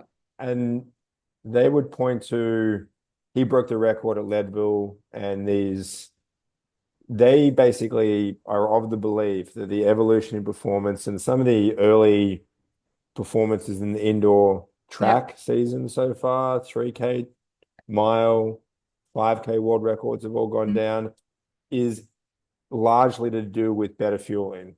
Oh, it's the The, same in cycling as well. yeah, then they would point to that and say, this is what the guys are doing in the world tour. So they think low carb is crazy, and that it's basically, the different types of Mhm. carbs and the improved rates of absorption is unlocking increased potential, not just in competition, but in training Yeah. because you can train harder and denser with more recoverability. So they think that that's the shift. And I think at least for him and the reference point that they're working from, I would put it in the highly unlikely category of anything nefarious going on. Yeah. In men's world tour, there will always be some question marks, Yeah. even if you remain optimistic. But it's not just in cycling, so you can't say Yeah. it's just that. It does seem like there's It's an set up. evolution in endurance performance, and those that are at the tip of the spear are saying that this is the Oh yeah. reason. Yeah, for sure. Like the men's, as I said, like there was an article in Outside Magazine where like Simon Yates talks about shoveling in 150 grams of carbs now, whereas and he's just enjoying the sport so much better. For listeners, Simon Yates is a GC cyclist Yeah. climber, rode for Jayco, now rides for Ineos, I think maybe, or Yumbo. He rides for I think Yumbo. His Really? brother rides for UAE. It's a pretty Um, stacked team. oh, insane. But Of UAE is both of those. yeah, both of them. And then yeah, he was saying like in 2017, 2018, he was just not enjoying the sport because he did, 2 eggs and off you pop for 5 hours. Um, and it's like I think we're gonna see a longer careers now with the advent of the carb train in cycling and in endurance sports in general, just because people have the energy to cognitively enjoy the sport. Because as we know, when we're not fueling, our brains don't work. I've heard some counters to that in the men's tour where because there's more camps, Yep. more time away from home, the careers might, Oh yeah, there's the lifestyle changes for sure. Like yeah, it's no longer a sport, it's a lifestyle. yeah. Like it's if you're not on 24/7, 11 months of the year, um, even in off season, you can't let yourself go. Yeah, Uh, that would those guys like Jan Ulrich would get fat and then ride oh yeah, themselves into shape, but that's no, it doesn't seem to be a thing anymore. no, And all of that, like I know the amount of time I've spent just smelling like ammonia. yeah, Like I know what that is, but then that had to be normal because yeah. trying to, I don't know if it's a square peg in a round hole, but it's You're trying to fit something into it. Yeah, 100%. something like that. And now I'm drinking full strength Cokes. The Red Fir- Ambulance, fucking The great. first time in my life, I'm like, I can probably, I can probably have that sugar. Yeah, definitely. I Yeah, like, and I think like with the marathon, like whilst you're like trying to go at like an endurance pace for 3 hours, like it's like I think actually it was you or someone in my early rowing days told me that like if you're going 145 or 147 on a 2K, it hurts just as much. So you may as well go 145. yeah. You know? Well, I would agree, even if I didn't say that. Yeah, that sounds Yeah, like, like yeah, yeah, I can't, I think it was you. But it's just basically talking about like the intensity of that you're going at. Like if you're trying to go for a PB in a marathon, it's going to hurt either yeah, way. oh, yeah. That's going to be a threshold, so therefore it's going to require fuel, and it's going to be glycogen dependent. Like I don't think at any point in that run you're going to be burning fat Not unless I run out of out of glycogen. carbs. Yeah, Yeah, yeah, yeah, yeah. yeah, And like and and that will that, be the battle because yeah, if a if a cyclist or if a small body type is aiming for if 120 to 150 is high, then what is it for me? And then none of this has been investigated because there is no, yeah, and it like we the only thing I can add to that is that when we were talking about carbs per hour in cycling, and they're talking to me, but they're also talking to our 47 kilo GC climber. yeah, Um, we were like it was educated for like credible sources, so like Jose, Louise, those guys. It didn't matter our weight, the carbs per hour made the same. funny. I posted a thing in my stories today, Saw that, yeah, right? And so that they were saying that there's a lack of correlation, yeah. but they also don't have any subjects that are anywhere near No, me. exactly, So and then I'm like like, well, I can't put any, I can't. What's the takeaway here? I have to put it in this like context of okay, well, maybe it doesn't scale per kilo, mm. but there are outliers, and at least according to this, I definitely am. So then it goes back to we'll find what works for you. Yeah, so I think it's about trialing it, like doing race day fueling Yeah, on certain training sessions. Like, I mean, that's kind of what the approach that we take in cycling. It's like, okay, you got like a race sim session. It's not a race, but you're doing it in training, but you're practicing race fueling, same breakfast, practicing yeah. it. They do the same thing in triathlon as well. I I, I believe in specific preparation, so there's Yeah, going to be a lot of days. Even now, yeah, there's longer days where I'm close to the yeah. threshold Have where you that's. have you tried like different nutrition brands as well? No, I'm working through Yeah, that. Yeah, yeah, I because actually got 100 Morton gels. interesting choice. Yeah, yeah, So I work with Soul Nutrition, which is yeah, purely malto and fructose yeah. merged together, and he's a Melbourne guy, and like because he's all about like he's kind of worked out that ratio to be easy on the gut, but maximum carbohydrate ingestion in the fastest amount of time. And like from a cycling perspective, you give your FTP, and then he spits out, you get a personalized nutrition plan, how many Hmm. grams per hour you should be having. But he's someone to look to. SIS, obviously. Yeah. There's Morton's great, although I wouldn't pick it for myself. I don't like the chewing aspect of a gel. Well, I guess I'm coming from a up until now, I just have honey. Oh, and that's also fine, but it's Yeah. like the amount of carbohydrate because like you will need a lot given your It would absolute. be at 135 grams an hour. It's the honey, 83 grams per 100 grams. It's about half a kilo of honey Yeah, for a marathon. yeah. That's for a marathon. Yeah, that's a lot, and like and it's also you got to factor in flavor fatigue as well. Um, Yeah, that's less of an issue for me. Yeah, yeah. Yeah, and it's not a non-issue, but I remember when we were riding from uh we wanted to ride from Canberra to Sydney as like a when we were rowing, Nice. and they were like, "We don't want you to do that. You just knocked." And we're like, "Well, we're going to do it." And they were like, "Okay." Well, then they were worried about our fueling, Yep, and they were worried about flavor fatigue. yep. And it's like You're fine.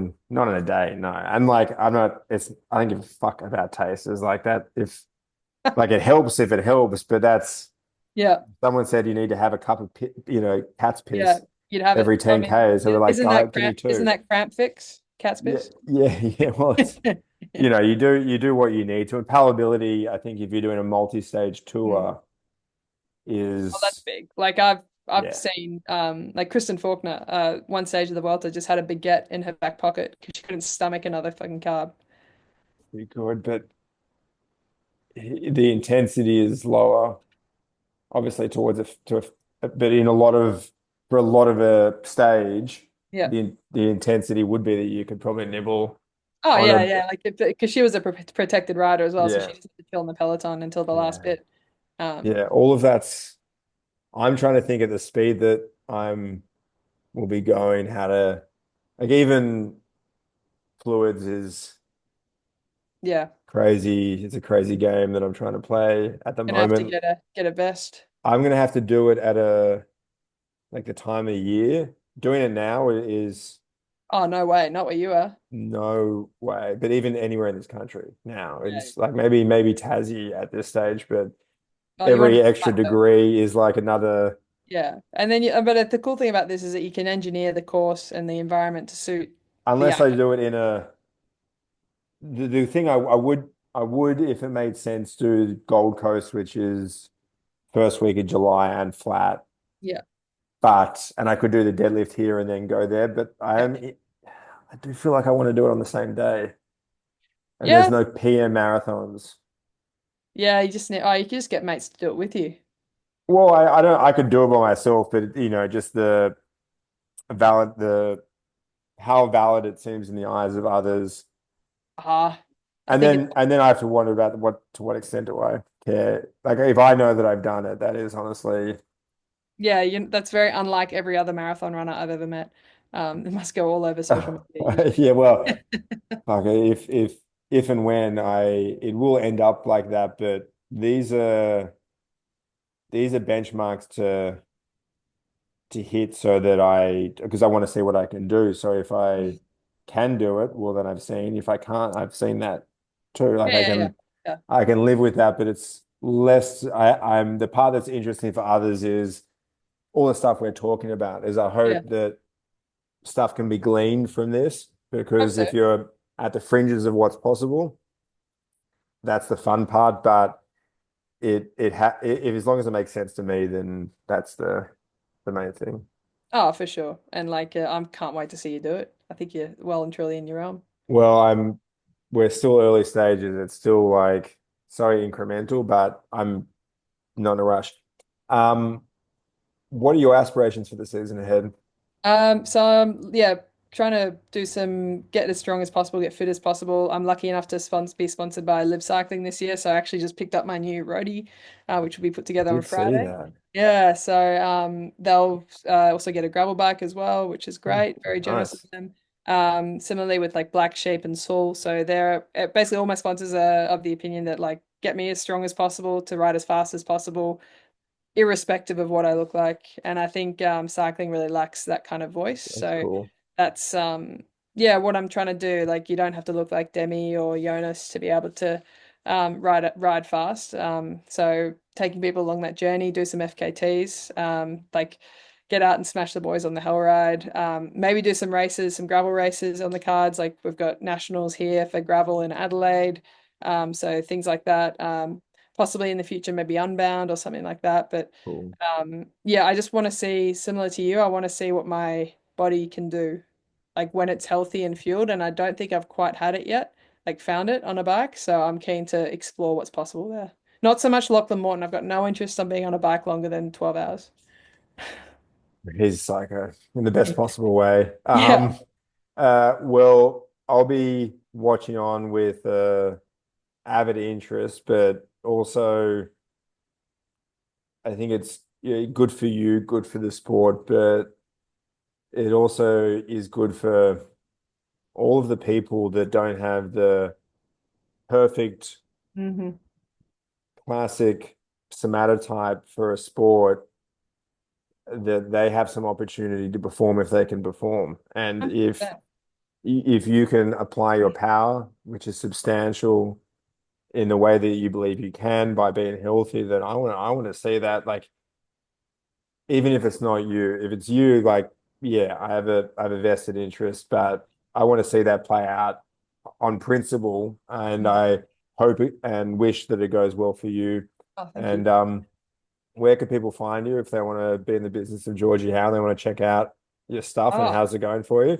oh, brilliant. Yeah, I'm at How Good, so HOWE good at on Instagram and Threads, and yeah, also pretty active on LinkedIn. A lot around the business of women's sports, so trying to really increase the awareness in that area because it is booming. But yeah, really excited to see what the year's going ahead. And Sam, I cannot wait to see you smash the 3 hour mark. Thank you. And I read an article you wrote this morning, or I read it this morning, Yeah.